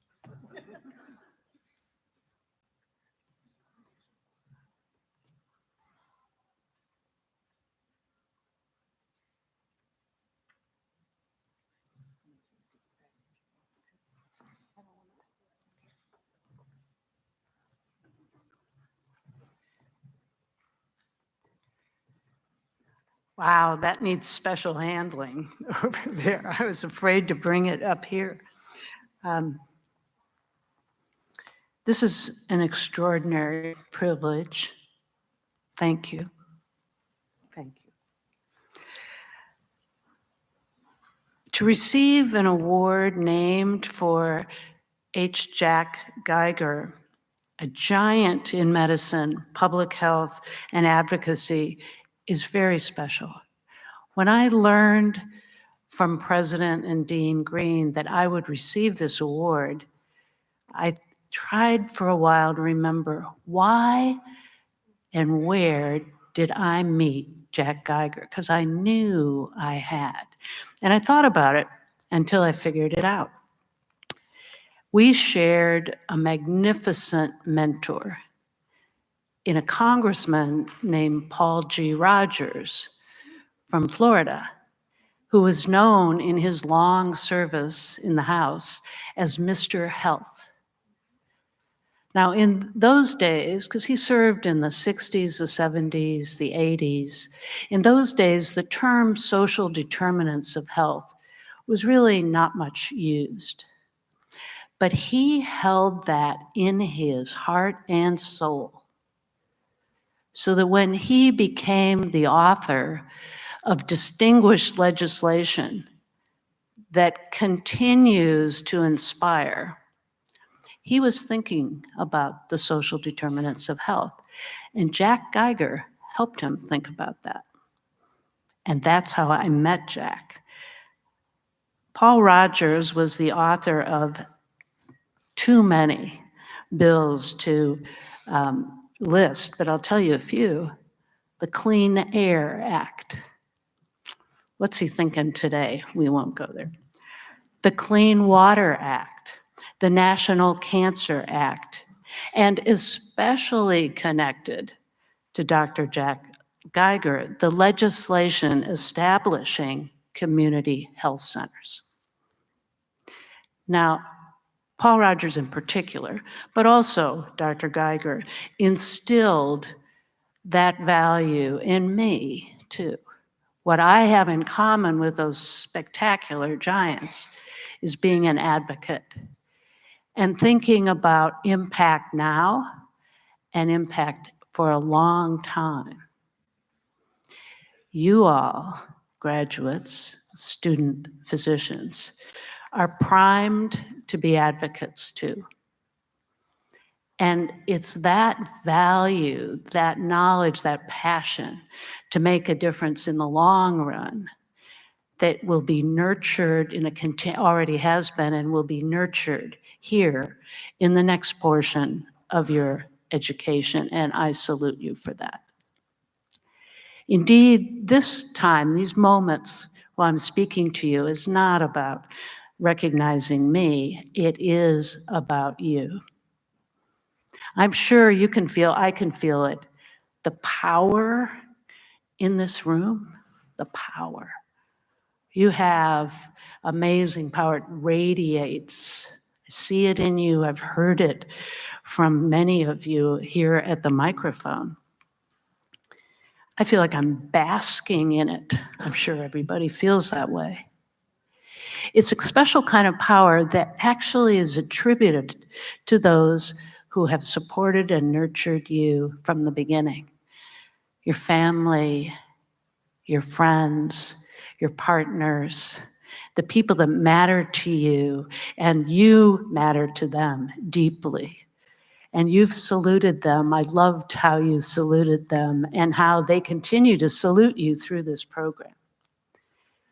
I urge you to hold on to this power you have. Don't underestimate it. It can make a difference for generations.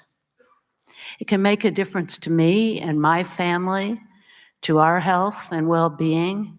It can make a difference to our neighborhoods in this magnificent city of New York, in our nation, and in our world. You are the future of healing and health and scholarship and science. But don't ever let that be a burden. Make it your calling and drive and the energy of your life. I implore you in this journey you're on to bring fresh perspectives, new questions, and a bit of good trouble, as John Lewis would have said and did say. I implore you to not for a moment shy from asking hard questions that may make some people uneasy. Be determined. And I encourage you to stay engaged with your community as a major priority. A wise young colleague of mine, in fact, a new intern who serves at Research America, said recently in introducing herself, quote, "The closer you are to the community, the closer you are to the solution," unquote. I love that. I really believe it. So as you go on to pursue your education and meaningful careers, never lose sight of your communities. Never stop listening to your communities. They will keep you close to the solutions. We need solutions. Just imagine what treatments and cures you and your classmates will develop to combat childhood cancer, Alzheimer's, a host of rare diseases, diabetes, and more. You can and will put these scourges in the history books where they belong. Aligning with the aspirations we all share, and we do all share them, for better treatments, cures, and prevention was the genius and motivation of people like Jack Geiger and Paul Rogers. They imparted that to everyone they touched, which was a lot of people. They touched me for sure. And I am here to extend that touch to all of you. You will also be touched by success. I know you will. I can hear it in your enthusiasm, your accomplishments, and in your speech, those you chose to speak for you. I'm confident that you will align with aspiration for health and you will deliver on the hope that all patients, families, and communities look to you to help them with.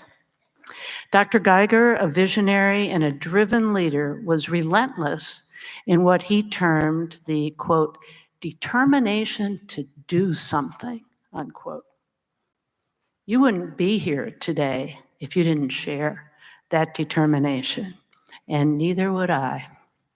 Standing here before you today makes me appreciate the extraordinary honor you have given me even more. I accept it with deep respect and gratitude and humility and joy. Thank you.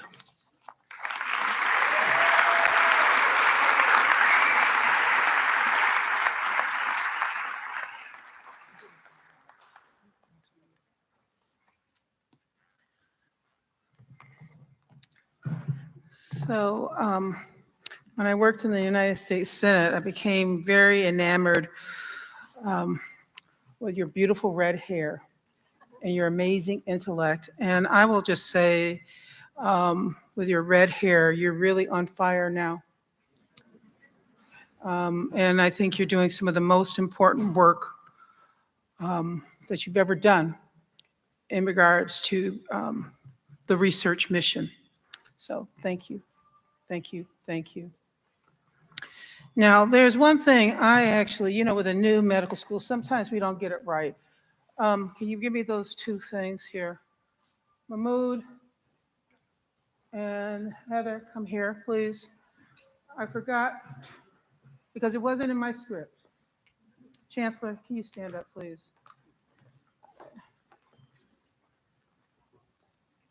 Can you present the Salutatorian medal to Mahmoud? Has your name on it. It does.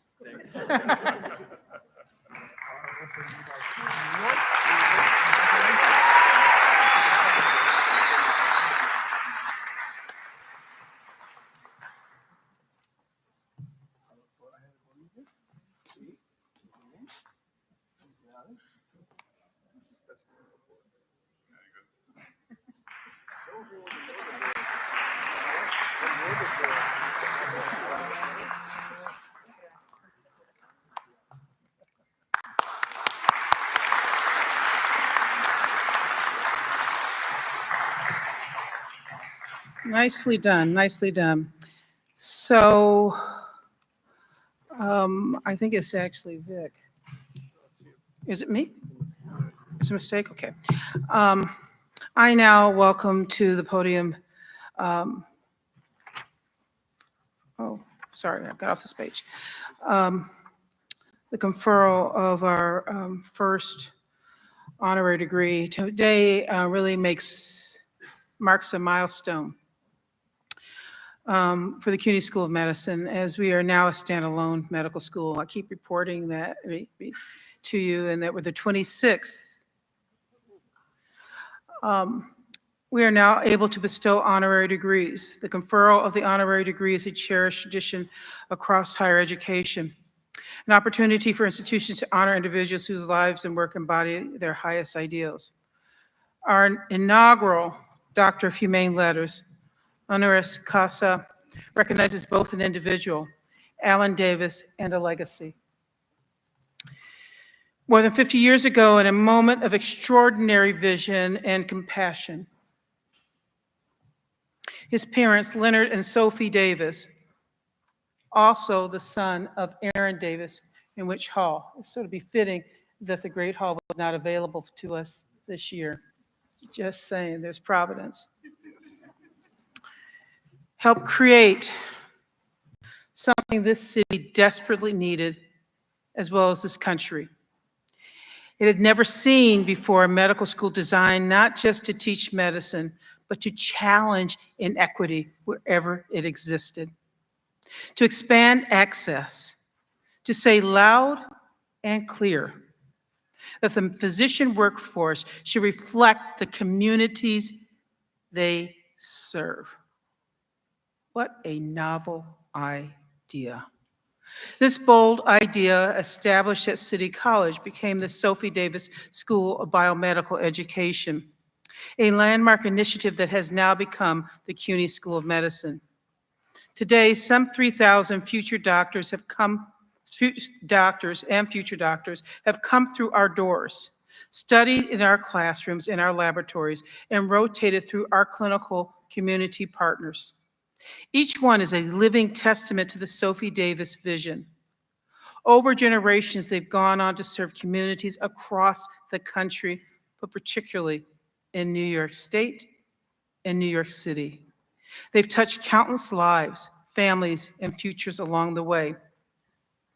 Alan has called his father the brains and his mother the heart behind the school and this family's enduring legacy. Today, he accepts his degree in their honor.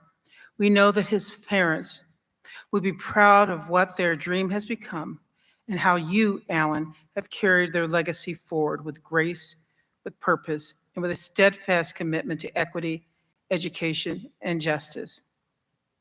As president of the Leonard and Sophie Davis Fund, and through your own philanthropy, you have championed the very ideals that gave rise to our school. Your work reminds us that institutions like yours, like ours, don't just happen. They are willed into being by those who believe in the power of opportunity to change lives, the power of investing in underinvested stock to yield huge returns on investment. Chancellor, would you and Mr. Davis please come forward?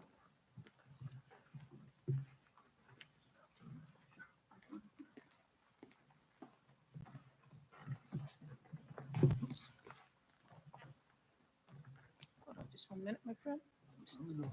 You're not in a hurry?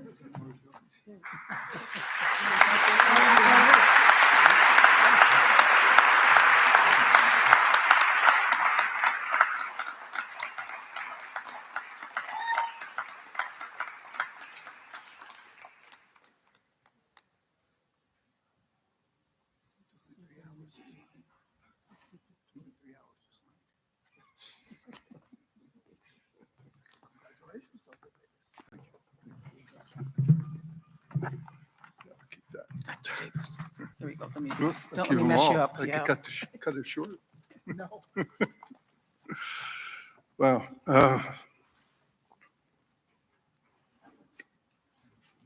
One sec.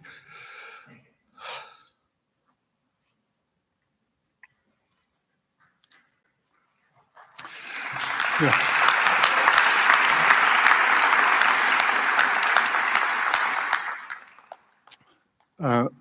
I'm sorry. I've heard the extraordinary word used constantly this morning, and when I think about how extraordinary this is, I'm having a little hard time holding it together, so I apologize.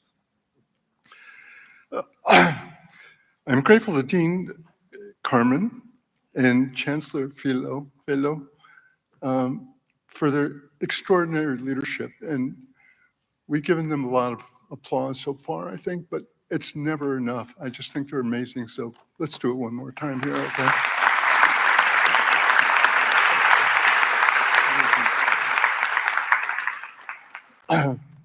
I'm also honored to be here among distinguished faculty, exceptional and intimidating speakers, and my fellow honoree, Dr. Joan Reed, which is interesting to me. I don't know how that works when you're a doctor and you get a doctorate. Are you now Dr. Reed? So if they say, is there a doctor in the house, you would be the one they would be talking about. Okay. I want to acknowledge my wife, Mary Lou, who the dean has mentioned. She's done so much for me and for everyone she comes in contact with. She's done incredible philanthropic work on her own. She's an artist, and as was mentioned, the painting of my mother is her work. I received this honor as a way of really, I'm glad I'm here because it gives me a chance to give voice to celebrate the achievements of the graduating class of 2025 and their family and friends in the 51-year history of the Sophie Davis School.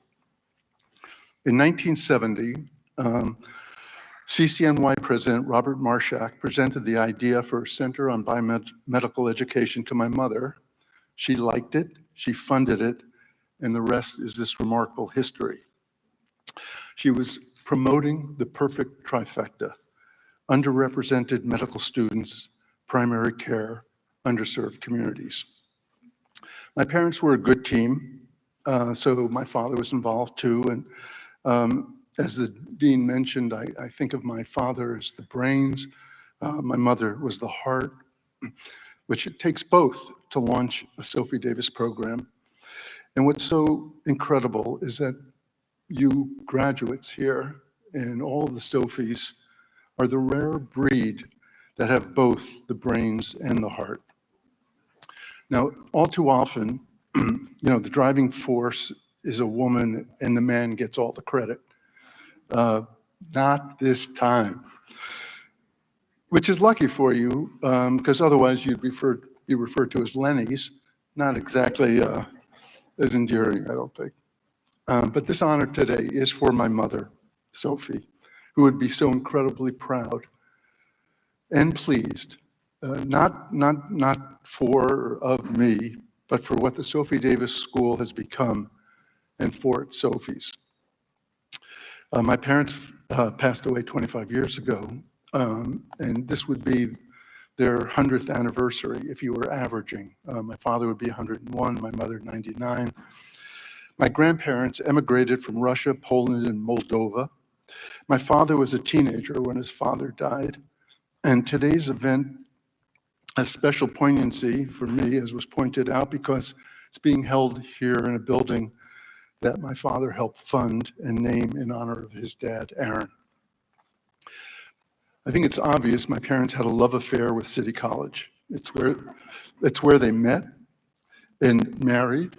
And not unlike many of you, my parents were first generation to attend college.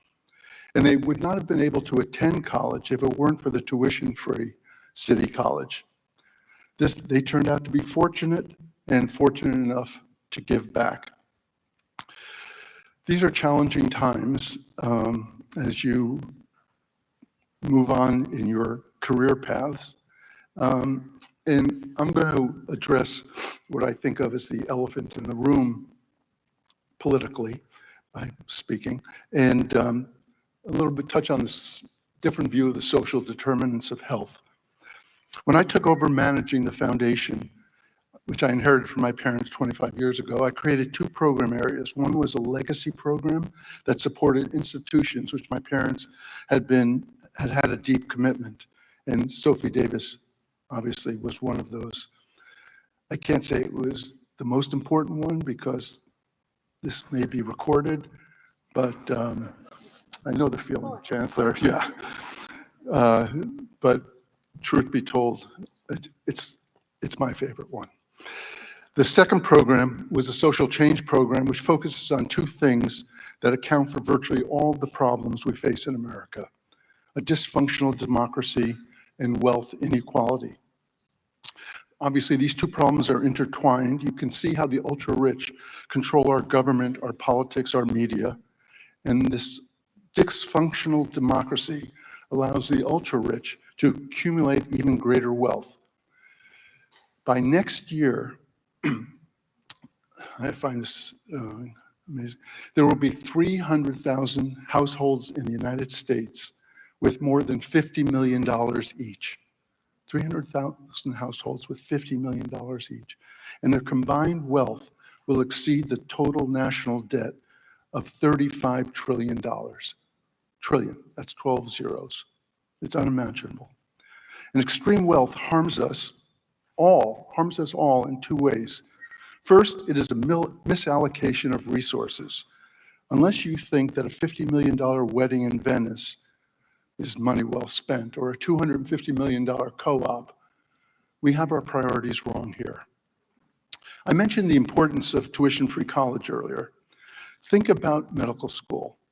By my calculation, it would cost about $25 million per year for Cuny School of Medicine to be tuition-free, which I assume some of you would appreciate. That happens to be exactly the amount of money Amazon's founder, Jeff Bezos, spends each year just to maintain his yacht. It's obscene. But extreme wealth affects us all in less obvious ways. Research demonstrates that wealth inequality exacerbates status anxiety, which negatively impacts the social indicators that measure a society's well-being, many of which are health determinants. The US is the highest among 50 measured countries, highest in wealth inequality, and among the worst in math and literacy scores, homicides, imprisonment, infant mortality, teenage births, life expectancy, obesity, mental illness, social mobility, and even trust in one's fellow citizens. And that doesn't even count our impact, or the ultra-rich impact on the environment. Our foundation's social justice program is called the Why Not Initiative, based on, and probably before your time, but based on the original Robert Kennedy's famous saying, "Some people see things as they are. I see things that never were and ask why not." Robert Kennedy was a champion of the underserved.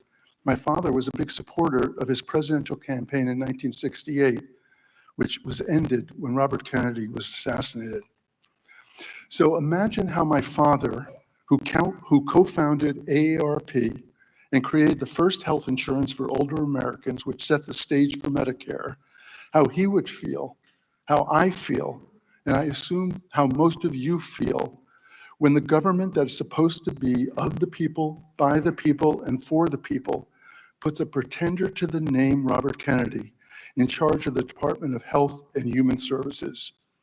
Junior has already committed the 7 deadly sins: mass firings and agency cuts, 20,000 health and human service layoffs, undermining vaccination efforts, canceling grants and halting research, promotion of medical misinformation, dismantling critical health programs. He's removed experienced leadership from the department and disrupted the public health infrastructure. This is what happens when extreme wealth goes unchecked. But it's not a natural law. We weren't destined to have extreme wealth. These are policies that are fueled by a lust for power and wealth, and they can be changed. And just as an example, after the election, our foundation set up something called TGB. And depending on your level of sensibility, that stands for either tax the greedy billionaires, or as I prefer, tax the greedy bastards. So these are things that we can act on, and you all already have a very full plate ahead of you. But if you can find a little time, in fact, we know that there are bad people out there, or people who don't care. Here's your challenge. When you think about what's happening in the world, see the cup as half full, even though you know right now it is half empty. Because if you believe you can be part of the change the world requires, you are already part of the change the world requires. But I urge you to use whatever spare time you have, which won't be much, I understand, but to protect and improve upon our democracy in any way that you can, so that our elected representatives actually represent us and we cure this extreme wealth sickness.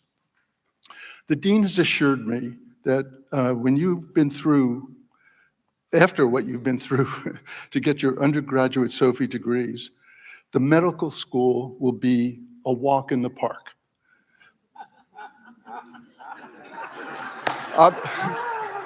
No, I'm not sure whether she meant Central Park or Jurassic Park. But whichever it is, I am confident that you, a unique and special group of graduates, are the light at the end of the tunnel. Now, I don't need to tell you to go out and make a difference. I know you will. You are Sophies. Your passion and compassion will serve you, your profession, and your country well. So on behalf of my mom, Sophie, and all the people who make CSOM and its Sophie Davis School such an amazing institution, thank you so much for this honor. Thank you.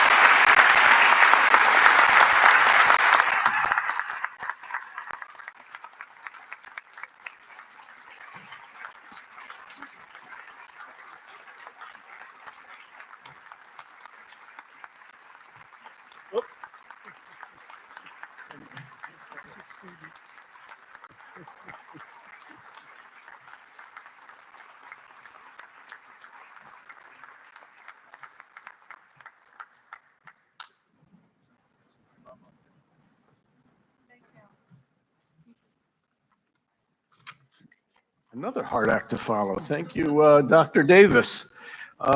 I now welcome to the podium Dr. Linny Golightly, CUNY Medicine's new Provost and Senior Associate Dean for Academic Affairs.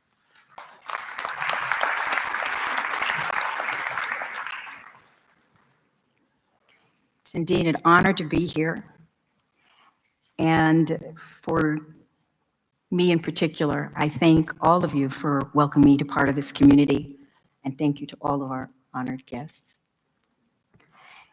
So today, as we celebrate a class that is both stepping forward as scholars and stepping into the sacred calling of medicine, we are graced with a keynote speaker who has spent her life transforming what medicine looks like, who it welcomes, and how it serves.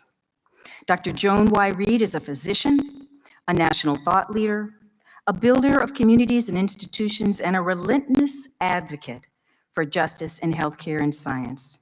She is the Dean for Diversity and Community Partnership at Harvard Medical School, a professor at both Harvard Medical and the Harvard T.H. Chan School of Public Health, and a change maker whose influence reaches every corner of academic medicine.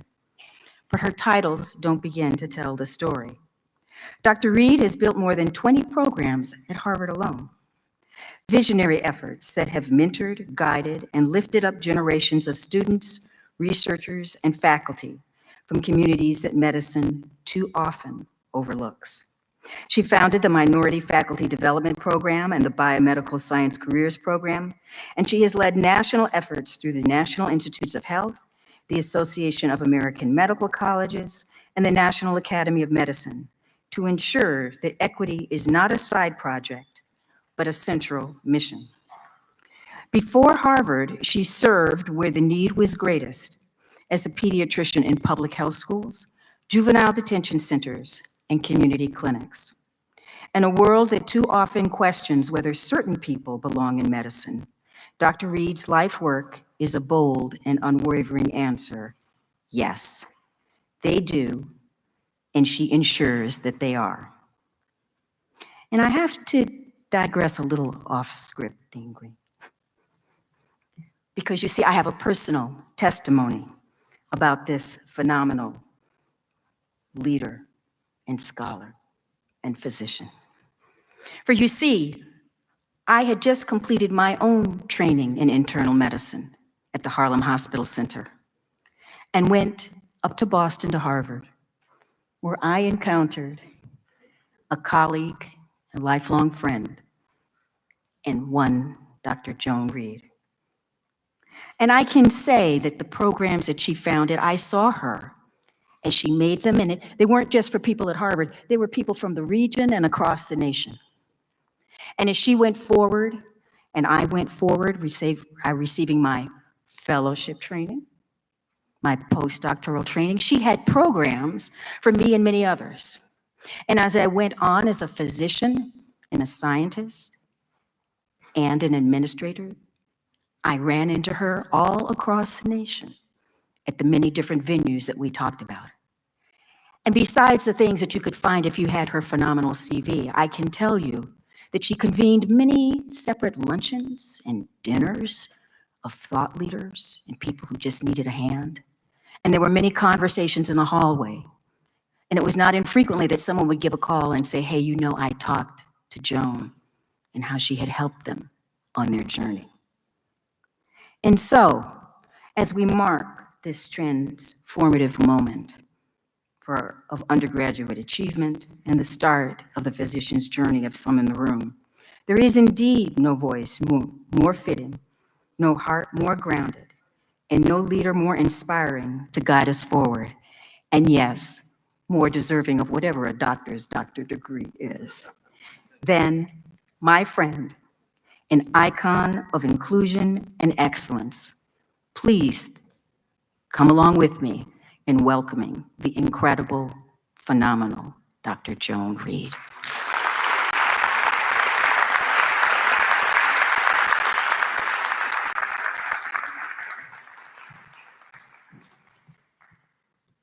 Thank you. Thank you for your kind words. And thank you for this honor of today. It's indeed my pleasure to be part of this celebration of a completion and a new beginning.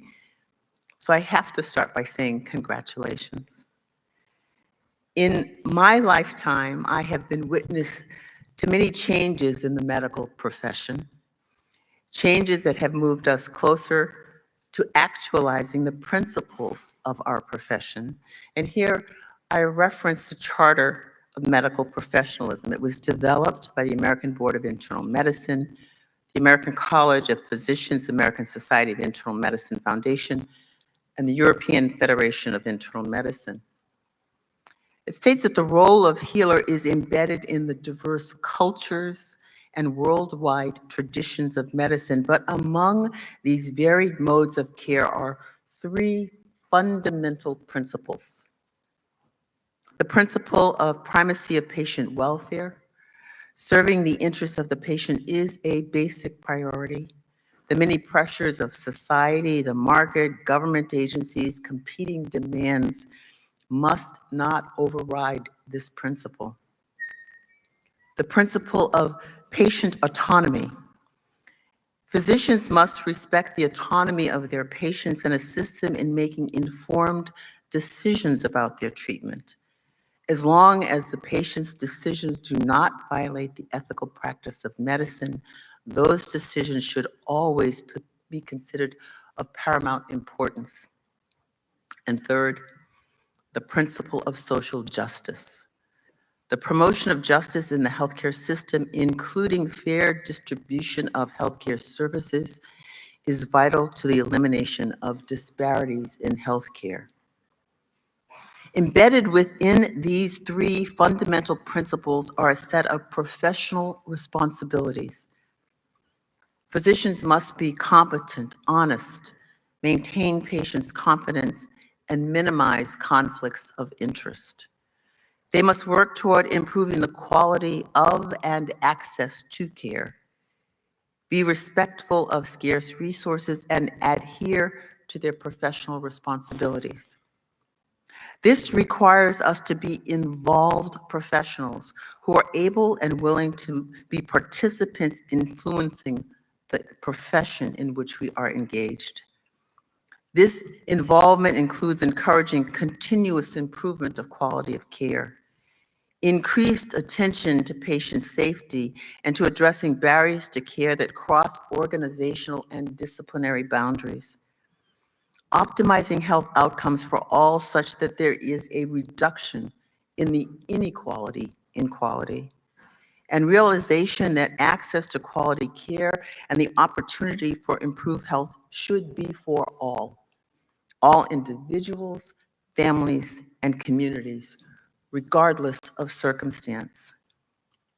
In my lifetime, I have family members who could not access physicians or health facilities because of their race. In my lifetime, there were students who were denied entry, residents who were denied placements, and physicians who were denied privileges because they were perceived to be different.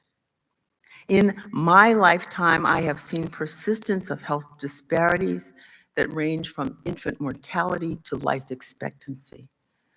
Disparities across all dimensions of access to care, across any type of care, across clinical conditions and health settings involving multiple populations, disparities that are not limited by race, ethnicity, gender, geographic area, or income.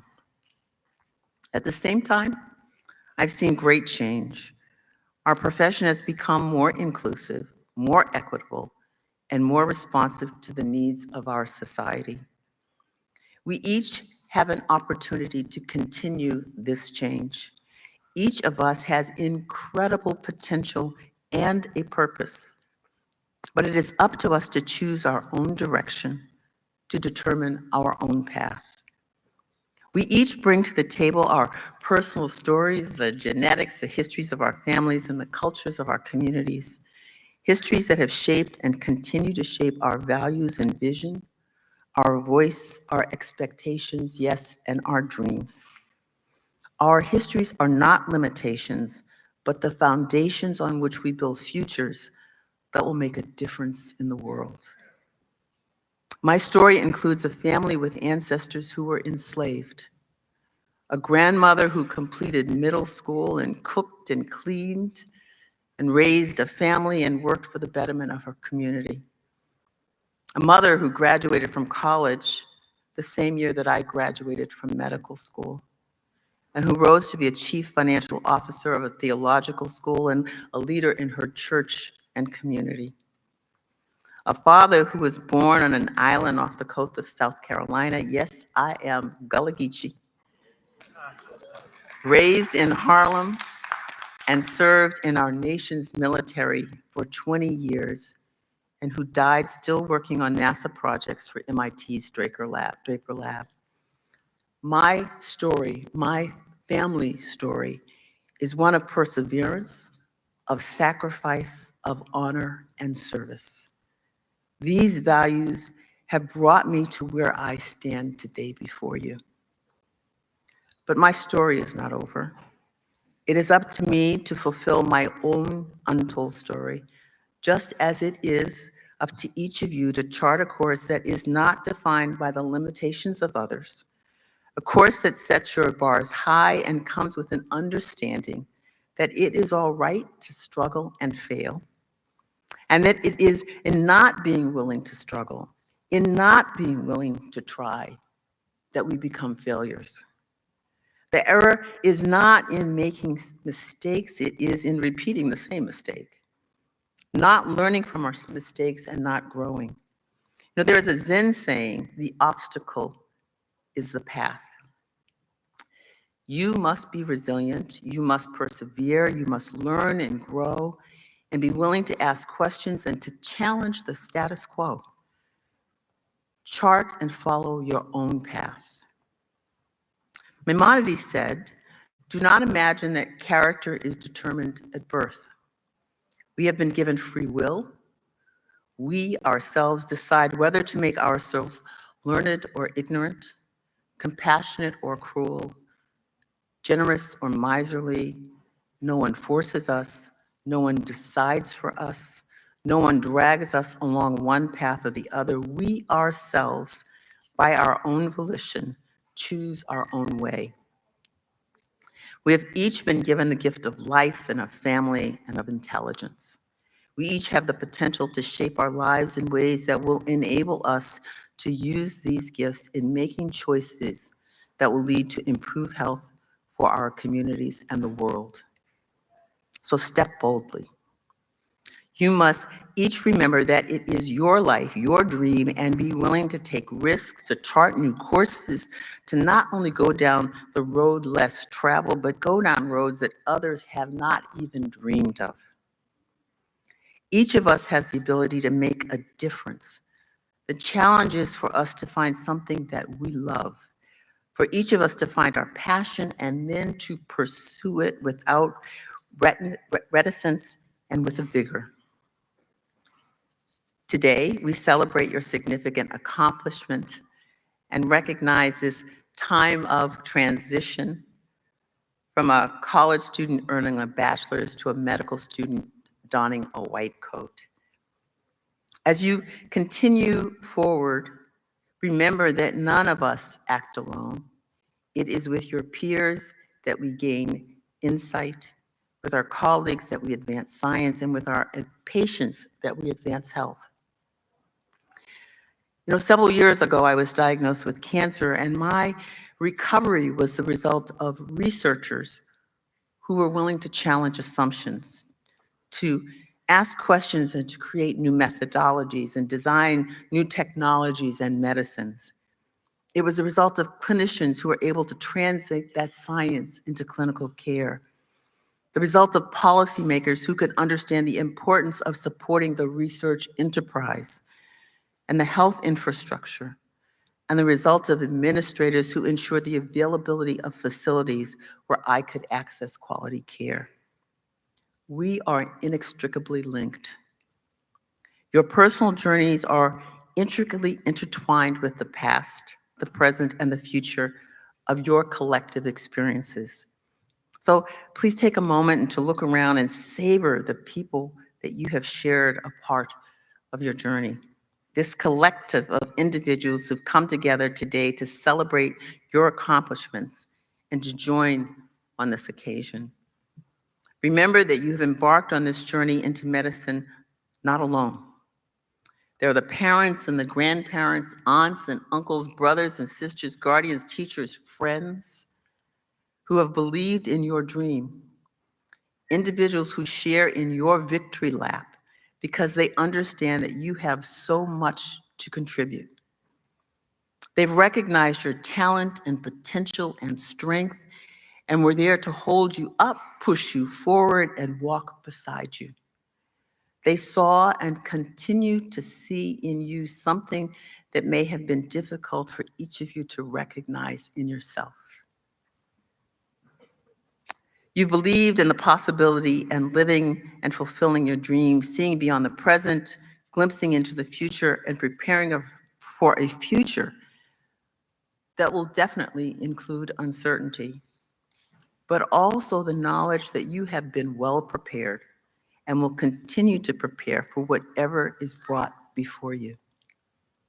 You're each building a foundation that calls you to ask new questions and see through different lenses. A foundation that fosters curiosity, creativity, innovation, and learning. A foundation that can lead to both outrage and compassion. A foundation that expands your reach and your capacity to disrupt cycles of exclusion while also increasing access and quality care for those who have been left on the margins. This foundation will serve you well and serve as a stepping stone for you to extend your impact and use your current and future positions, your privilege, your authority as healers and scientists and leaders to serve others. It's important for each of us to determine our own definition of what our lives are to stand for. We each have the ability to fill our potential by setting priorities that are aligned with our purpose and our passion. And it is my hope that embedded somewhere in each of your definitions of success is a realization that you have the capacity to share your gifts and in ways that make the world better.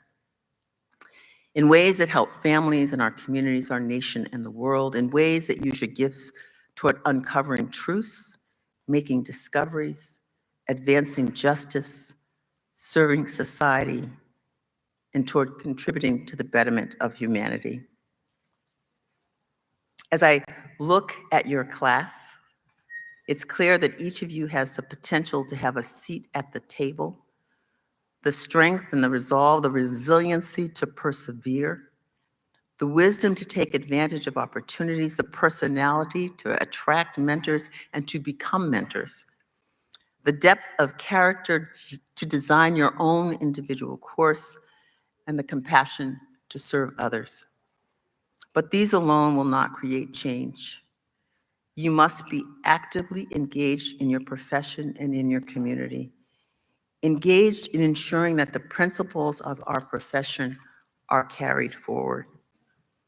You must be prepared for the world in which you will practice, a world whose borders do not end in Manhattan or New York City or even New York State, a world that extends beyond the nation, a world that takes in all parts of our nation, from rural Kansas to remote Alaska to geographically isolated Appalachia. Areas of urban plight and urban renewal, areas that have been ravaged by the wrath of nature, floods, droughts, ravaged by the negligence of man. At the same time, many of you will practice in areas that are technologically advanced academic centers. You'll conduct researchers in the meccas of the world. You'll inform and establish health policies that govern our nation and be the leaders of health systems, equitable health systems. You will each make a difference. So as you move forward on your journey as medical professionals, remember to remain true to the values and principles. See yourself as living your promise, walking your promise as an overcomer, and one who is both prepared for tomorrow and is about setting the stage for who will follow behind you. Be informed by your values, the principles found in the Charter of Medical Professionalism, the principles ingrained during your time at Cuny, the values taught by your parents and your family and your community. Use them as guide and compass in your deliberations.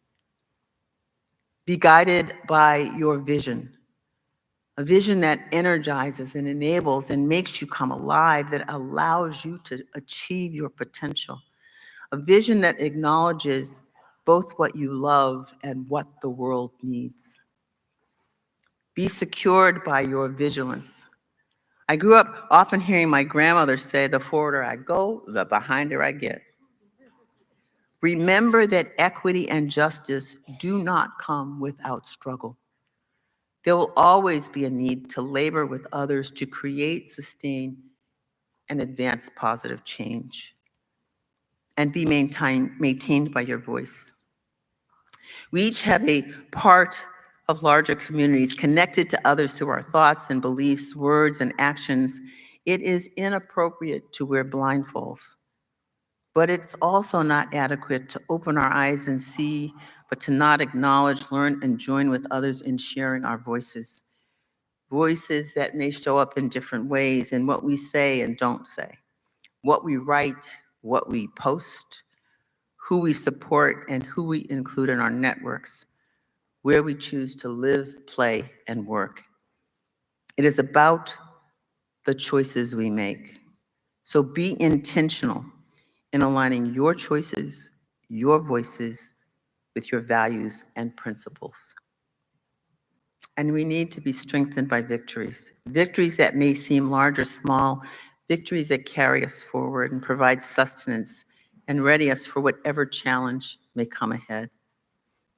In your time, you will gather the wisdom of those who preceded you and add to it your creativity and innovation and compassion and passion, your commitment. The result will be a health system that is more just, more equitable, more accessible, and better equipped to meet the needs of your patients. Again, congratulations.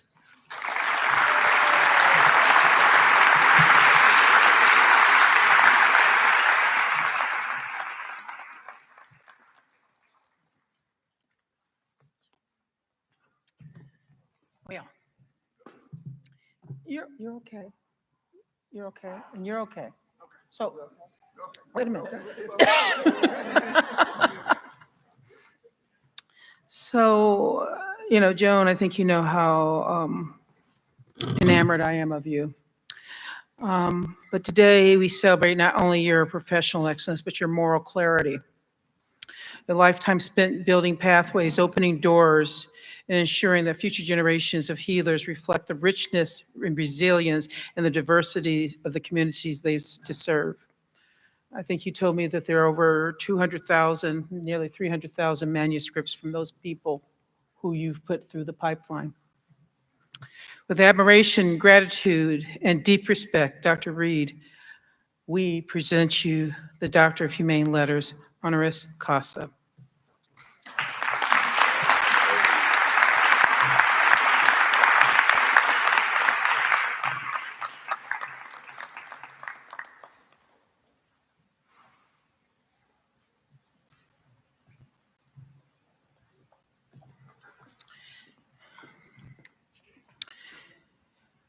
Okay. Chancellor. Yeah, okay.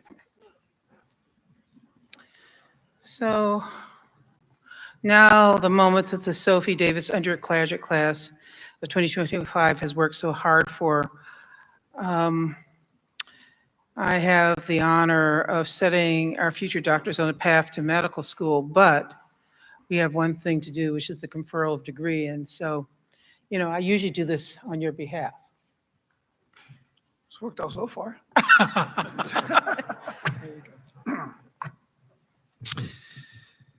Thank you. Please rise. Students.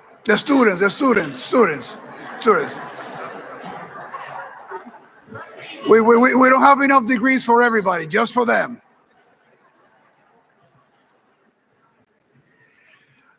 By the power vested on me by the New York State Department of Education, the Cuny Board of Trustees, and the faculty of the City University of New York School of Medicine, I confer the Bachelor of Science in Biomedical Education to the 2025 Sophie Davis graduating class. Please join me in giving a big round of applause.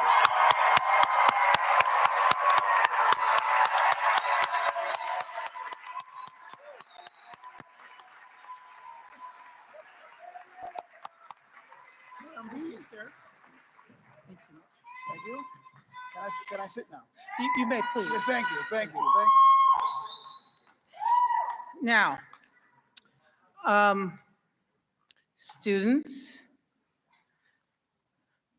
turn around and thank your parents.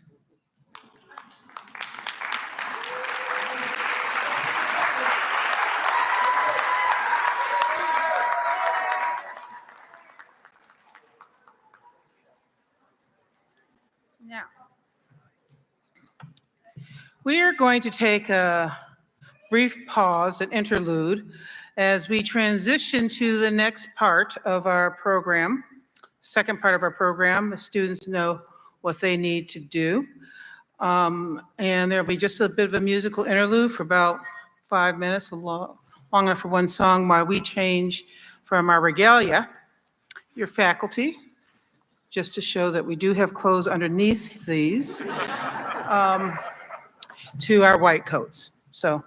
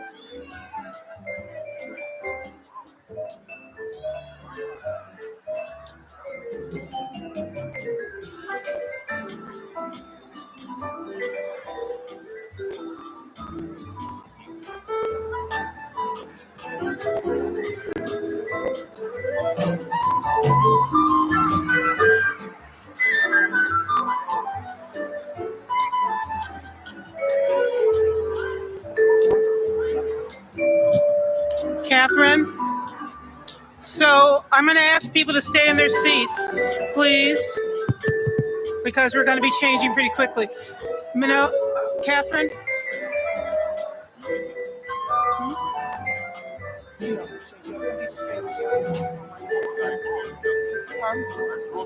Go ahead and put your right foot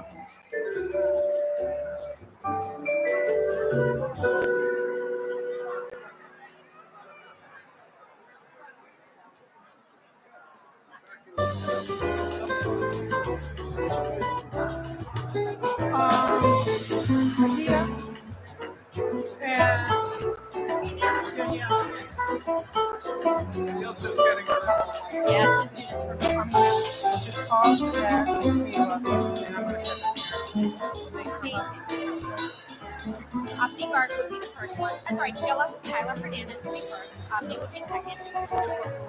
And then I'll stand up.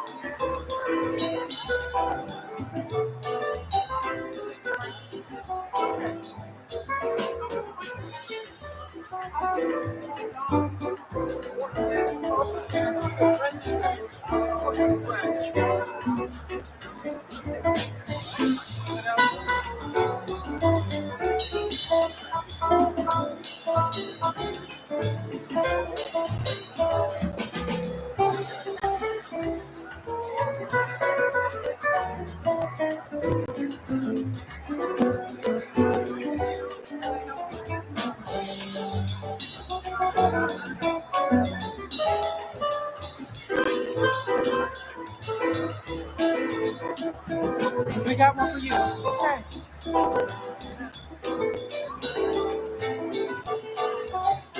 Okay.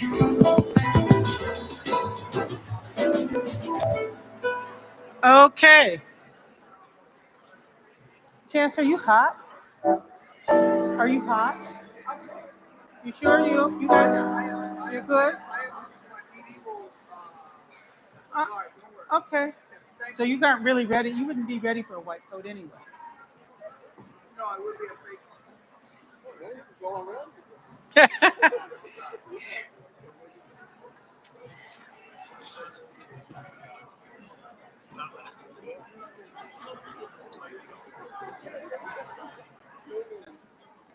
Okay. If I can have people's attention. We're now ready to present the MD class of 2029 to all of you here today, as well as to our city and to our nation's underserved. In 4 years' time, they will go through this process to become doctors, but first, they must obtain a white coat. Can we get those doors closed? Because I'm easily distracted. And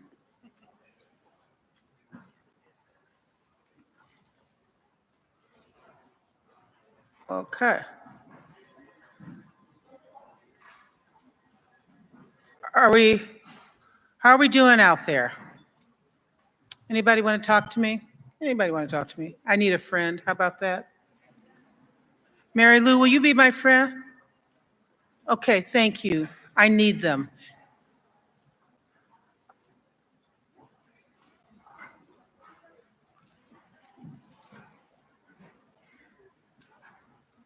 So, Dean Macbeth.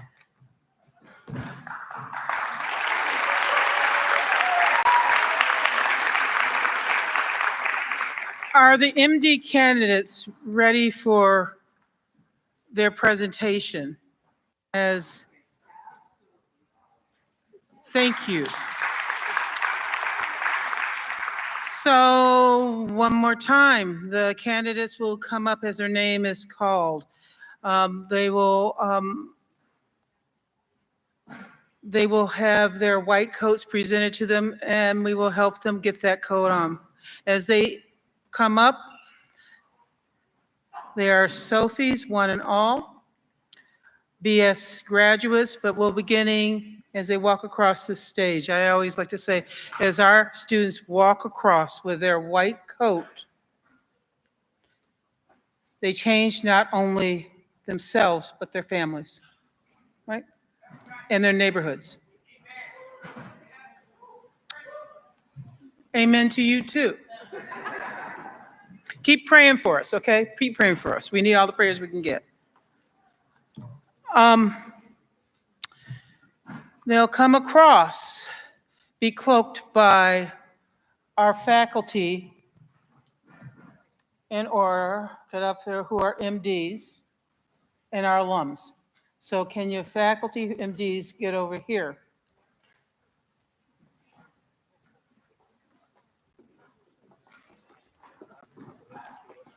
Where's Marta? Have you checked their credentials, Marta?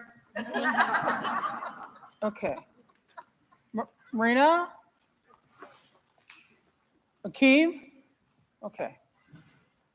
Wow, we got a lot of faculty. So let's make a double line here. And so the students will come up, get their white coats. They'll come across, they'll shake hands with the dean. And I'll adjust any wardrobe malfunctions. And Dr. Lenny Golightly, our provost, will, after we get the picture and recognize people, families, please stay back. We've got professional photographers who are friends. They've never missed a shot yet. We'll make certain you sign the honor code, and they will descend after signing the honor code as members of the medical school class. Is that correct, Dr. Provost? That is correct. Okay. Danny, you say they're ready? Can I have Doctors Medea Akhtar and Danielle Pritchett come to this forward, please? There are Associate Deans for Student and Academic Affairs. Students, you put your regalia into those bags. Got it? Okay. Okay, let's get started. Let's do this.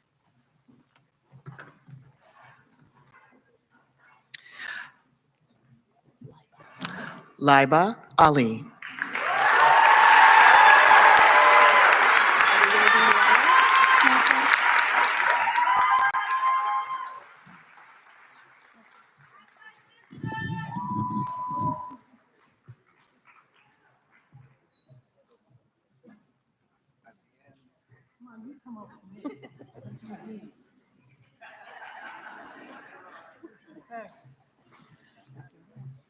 Mahmoud Ali. Jade Amador.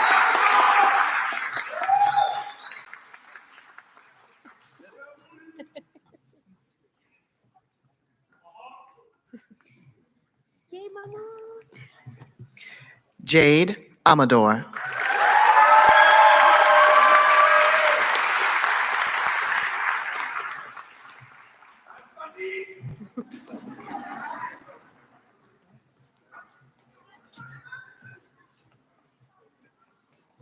Matthew Babayev. I'm so tiny.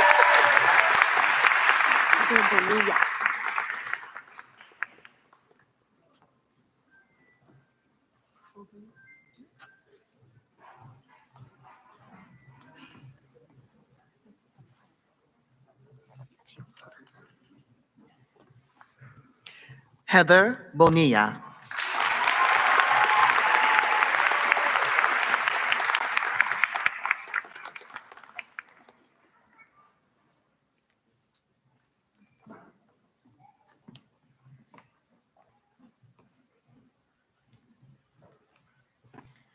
John Barossa. Chakraborty.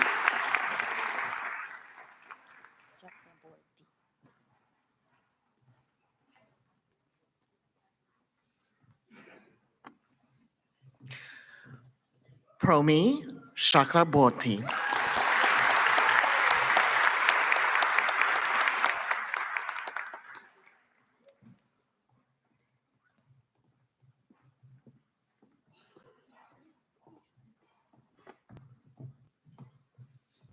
Lucas Chavez. Shruti Dash.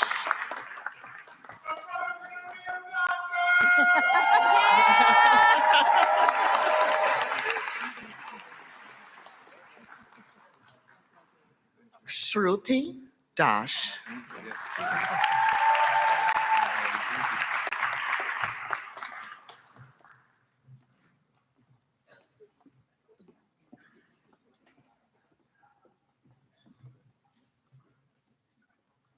Simeon Dicker.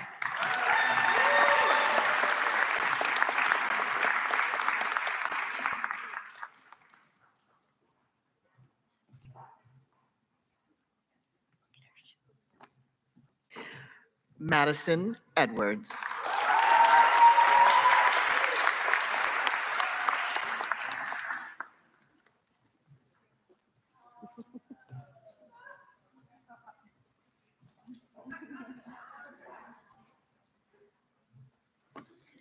Narmeen Alkalini.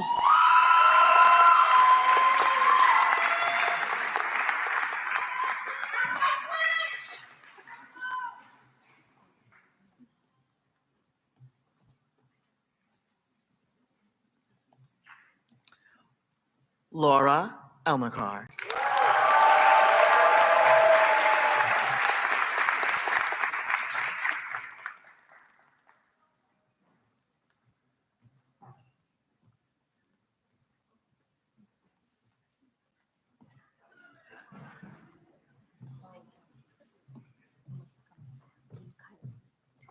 Kyla Fernandez.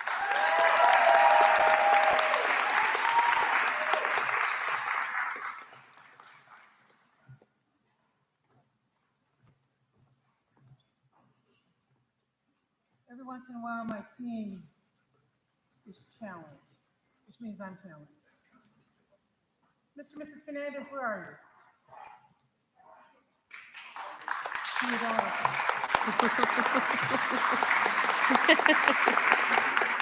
Aww.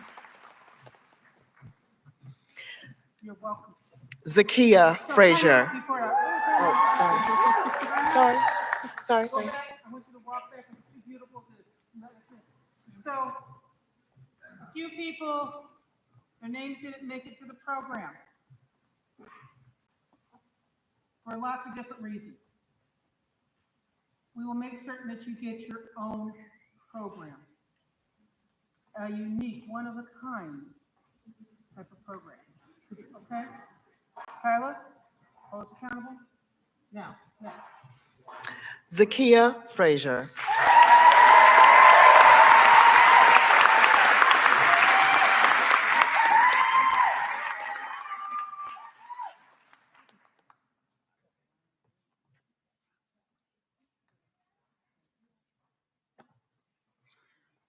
Avni Garg.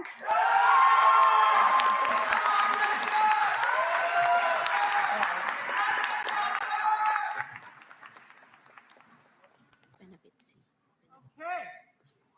Mr. and Mrs. Garb, where are you? Sorry. Oh, excuse me. Dr. and Dr. Garb. Yes.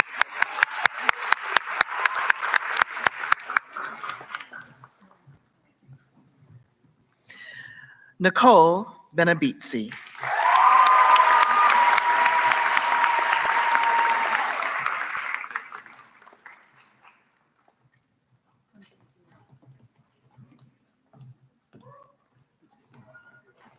Daniel German.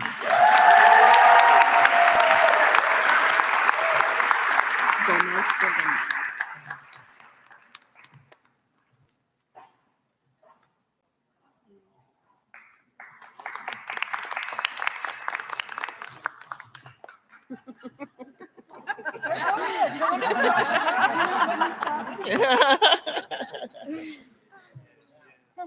Okay, may I?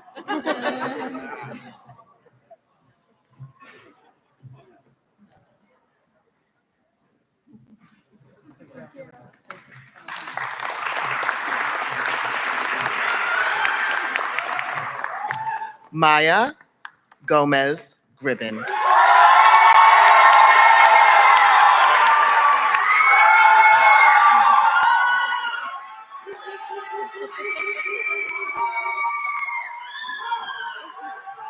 Oh.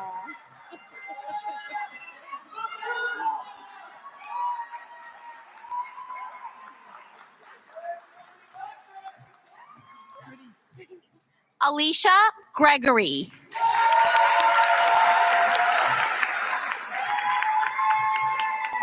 You got that one?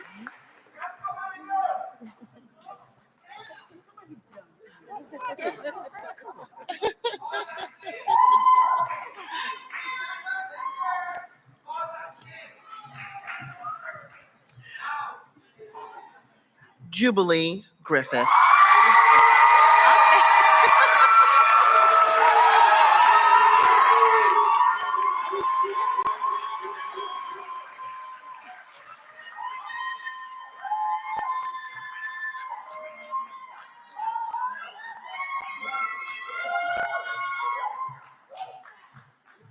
David Hanna.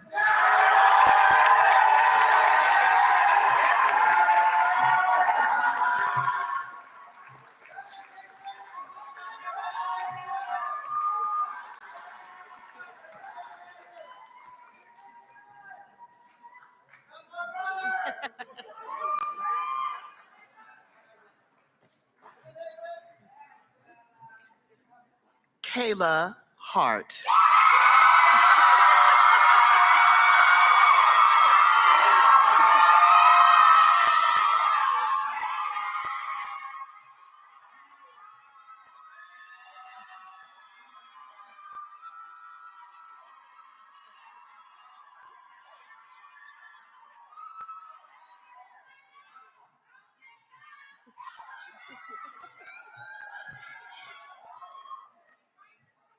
Solomon Hashemi. Tamana.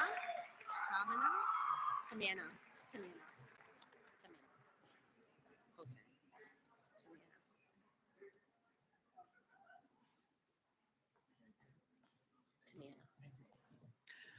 Tamana Hosen.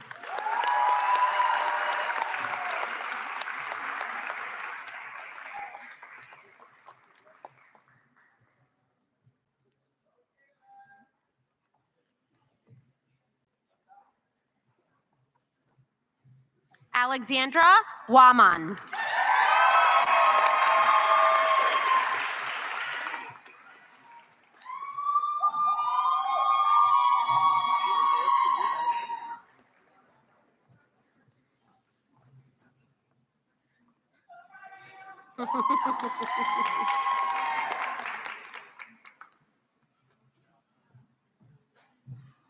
Malik Hyman. You're next again. You're next again. Isaiah Jonah.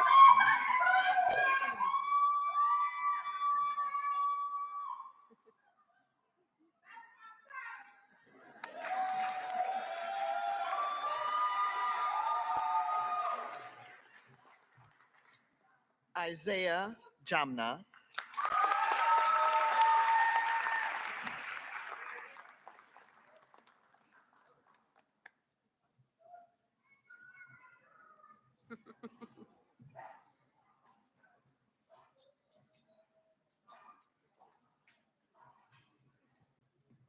Sophia Jaquez.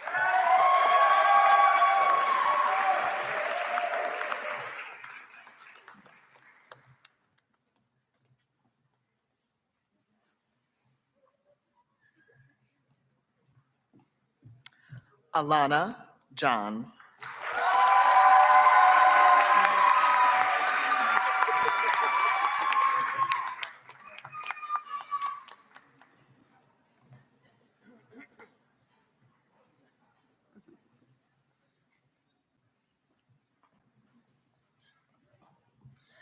Kanwalpreet Kaur.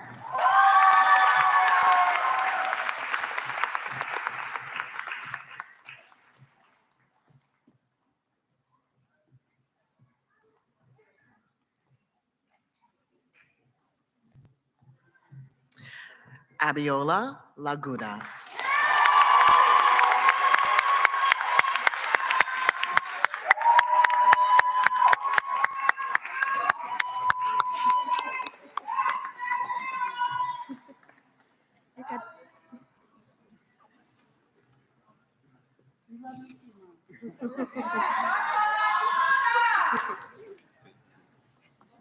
Keep in the library.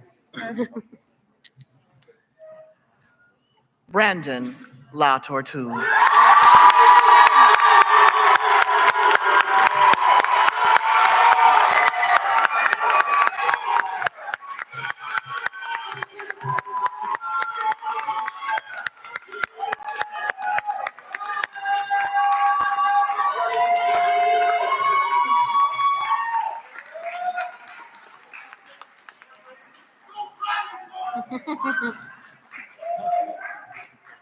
Tolulope Lawal.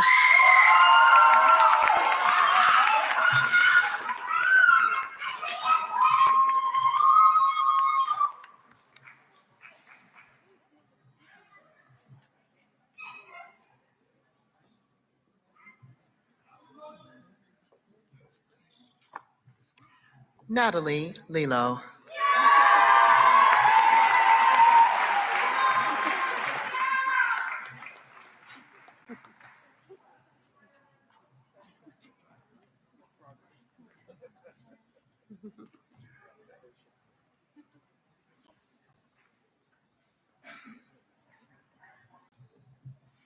Ryan Martinez. Jacqueline.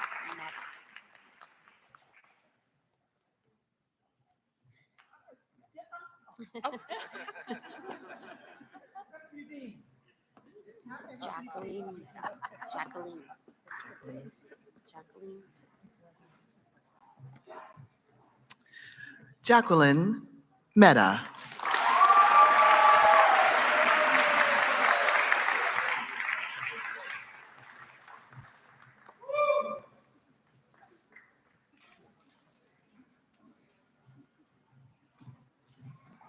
Elijah Mike.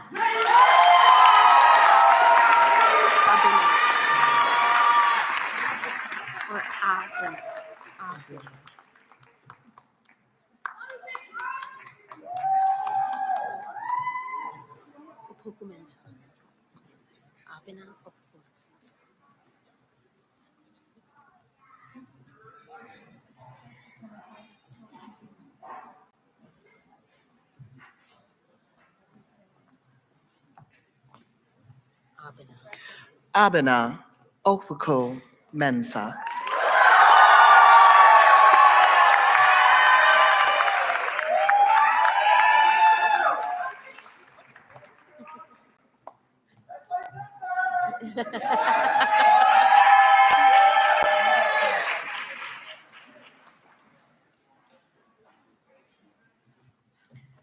Karina Pan.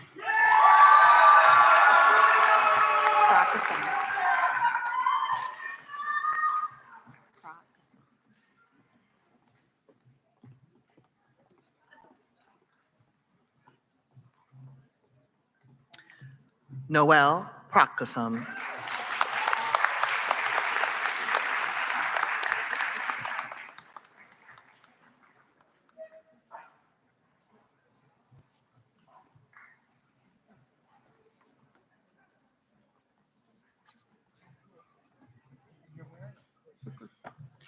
Christina Kwoku.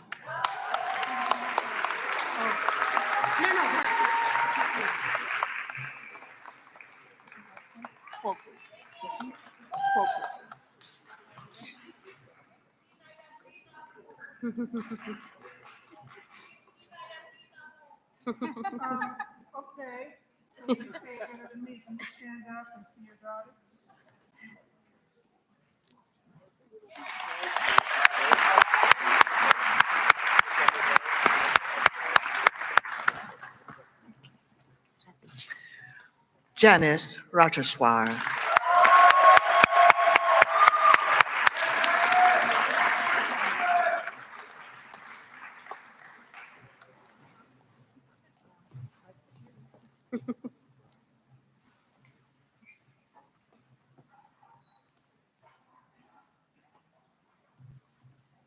Clementina Sarpong.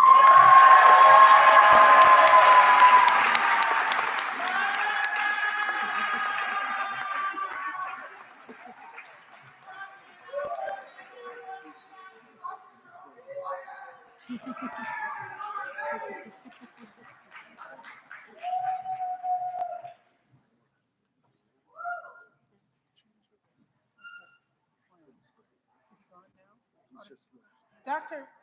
The Chancellor, are you there? He's still here? Is the Chancellor still here?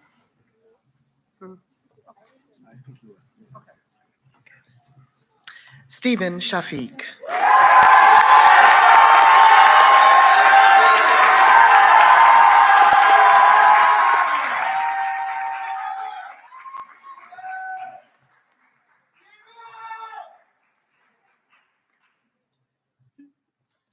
Abanob Shehata.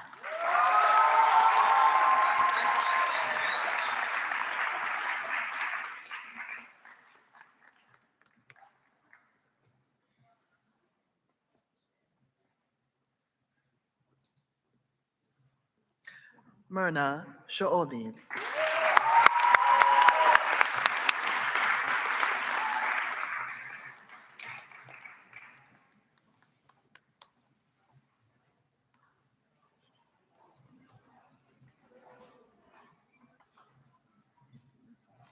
Alphonse Raffaello Sinlo.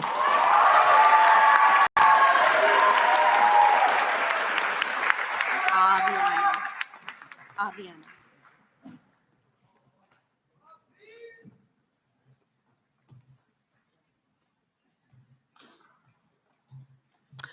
Aviana Smith.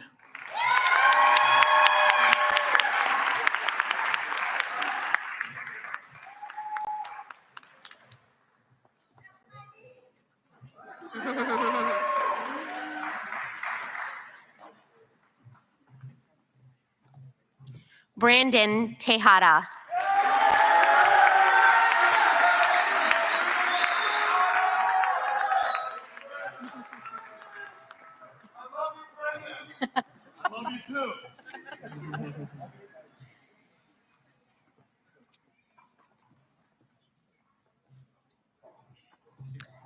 Amy Thomas.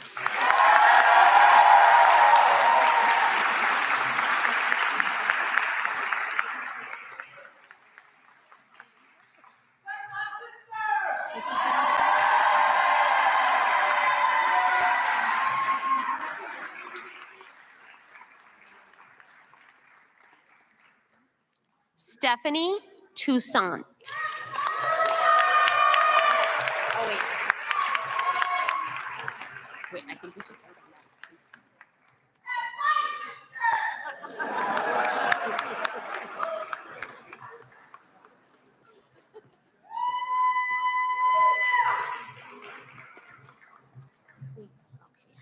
Okay. Daniel Ugo Omenluenqua.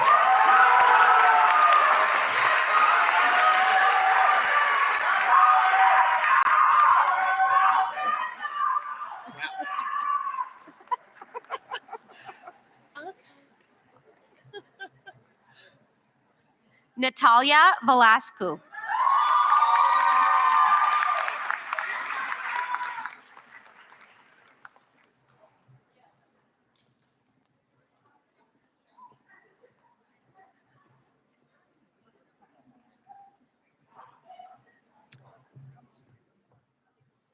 Sarah Vincent.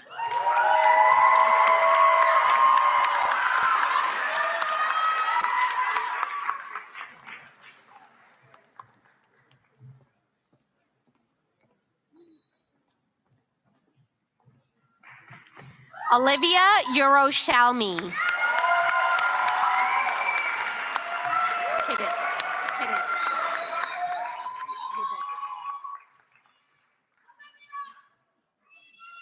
Oh, oh my goodness.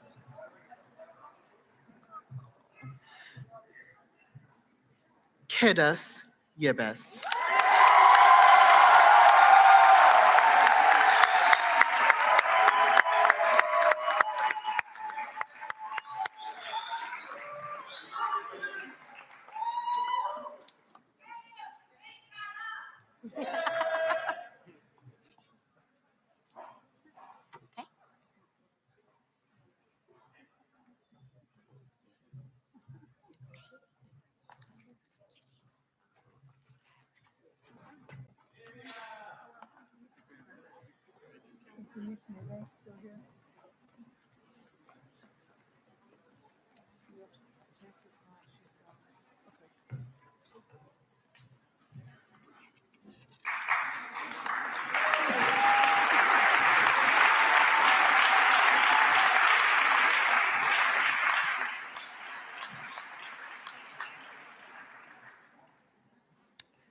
So he's not here, and she's not.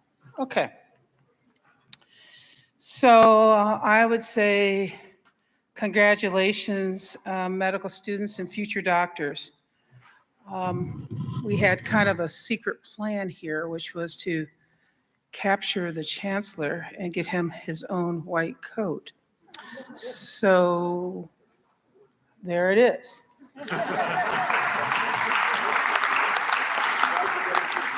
So I think, what do we think? Should we force him to come back?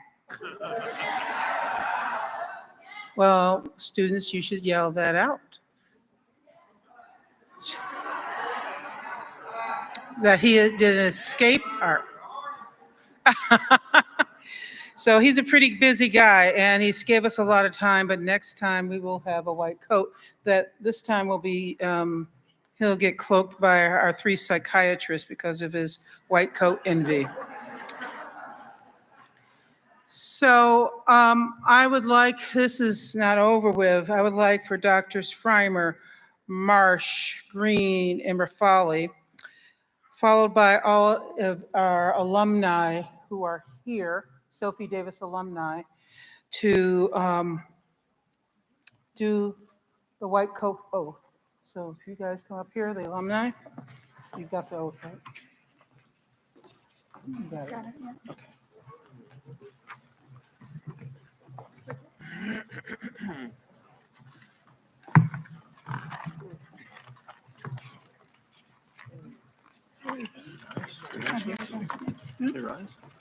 Yes. So students with white coats, please rise.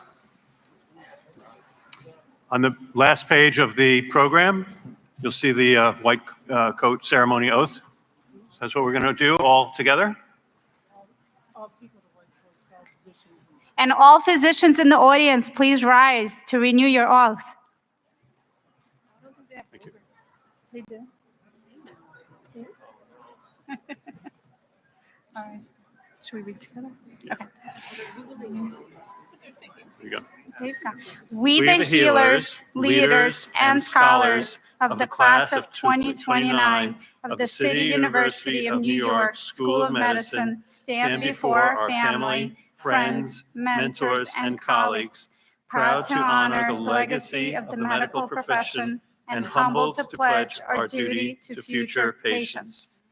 As physicians, we will treat our patients with empathy and compassion. We pledge to uphold the dignity of each patient and to practice without prejudice, recognizing that patients come from diverse backgrounds. We aim to foster an environment of mutual respect and to holistically treat patients by tending to their mental, physical, emotional, and spiritual well-being. They don't have those. Okay. We promise to advocate on behalf of our patients and communities to improve the delivery of quality health care. We will empower our patients to engage in their own care and to better advocate for themselves with the ability to make informed decisions. Through the strength of collaboration, we will work to enhance the coordination of care and seek innovative means to help the underserved. In acknowledgement of our own limitations, we will learn from our mistakes and invite advice and criticism without hubris. We strive for excellence and commit to lifelong learning. Our education is ours to share and should be used to contribute to the prosperity of others. We will hold ourselves to the highest standards of professionalism in all aspects of our careers and communities. It is with great privilege, gratitude, and honor that we accept these white coats as a symbol of our commitment to a career in medicine and service to others. Congratulations.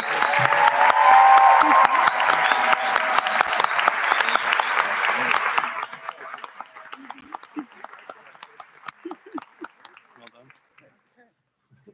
Pom-poms when we get back there.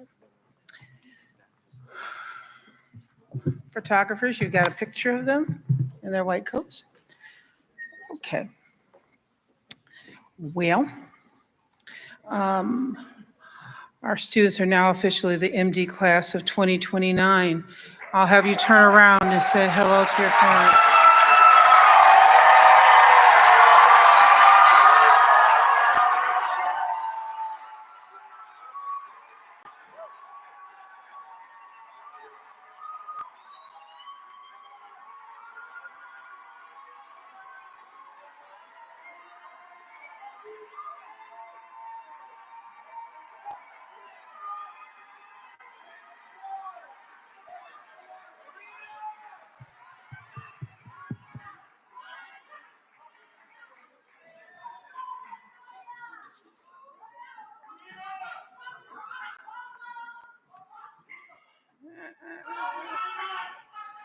So while you're standing, as future doctors transition into medical school and prepare to enter clinical spaces, I want to acknowledge John and Mindy Gray and the Gray Foundation and their enlightened support of the Cuny School of Medicine. I think I met you guys in the first 45 days of my tenure as dean, and you have been such important supporters of us and our mission, and particularly our students, and staunch believers in what our students can do. We also know that you have been suffering from a recent loss. But you know, like great people, tough times happen, but we get stronger. The Gray Foundation has left our student doctors with a wonderful little gift that is underneath your chairs. And you may now reach for it. Gray Foundation, are you standing? Teresa, your people?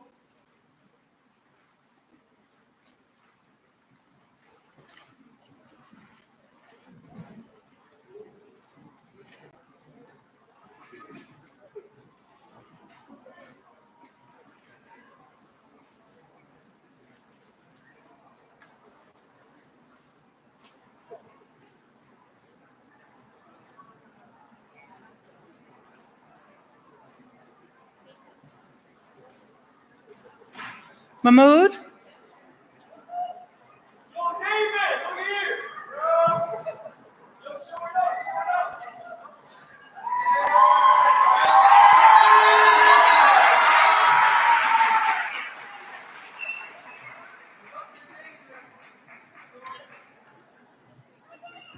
Can you share thanks on behalf of your class as to what's in that bag? Yeah. On behalf of the class, the MD class of 2029, we thank the Gray Foundation for providing us with Littman stethoscopes and a pair of fake scrubs. Thank you so much.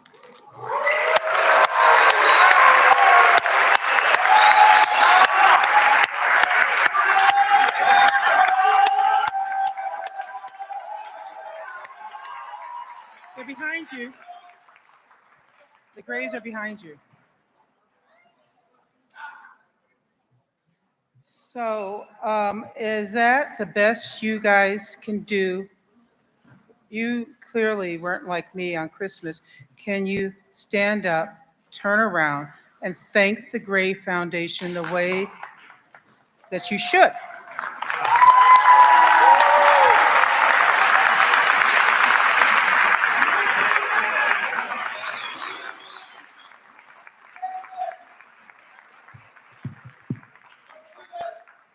So you may sit. As we move towards closure, I thank the faculty and staff and the planning committee. Particularly want to thank Manoj, Kumar, Padarat, Esmeralda, who've been working double duty and short staffed this week, who made this really come to fruition, the people within my office, the development team, as well as the communications team. And we never forget to thank our officers, and I haven't seen one in a minute, but they're here, trust me, who keep us safe day in and day out. This was really a team effort, and we thank you. For one last moment, we're going to actually have a ceremonial song before that represents the journey that we've gone through and the journey ahead.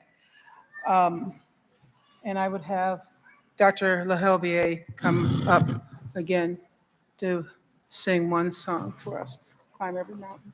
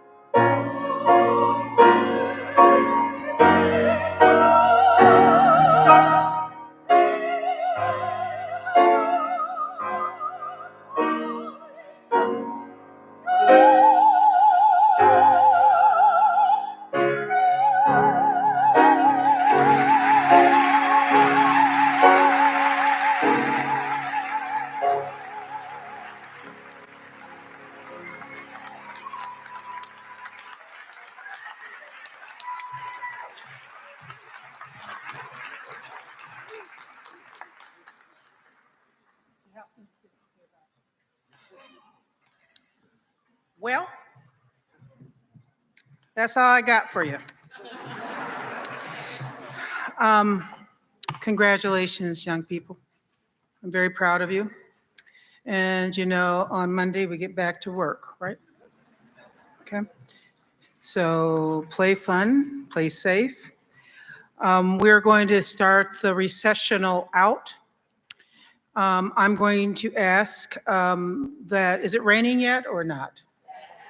Okay, so that changes the outdoor fun. We're going to walk out to the steps for a portrait with this particular class. I'm going to ask the families, I know it's hard, to just stay in your seats as we process out so that we can get some pictures, and then you guys can do whatever you want. The dean has an ice cream social. Hopefully it's not raining too much, but there is a tent. And thank you so much for all that you do. Great Foundation, Alan, Mary Lou, Davis, thank you so very much. And all the very generous alumni and benefactors. Thank you to our alumni for coming home. Our students need you. And how about that? I'm going to call these proceedings to a close. Thank you so very much for coming, and thank you for your support.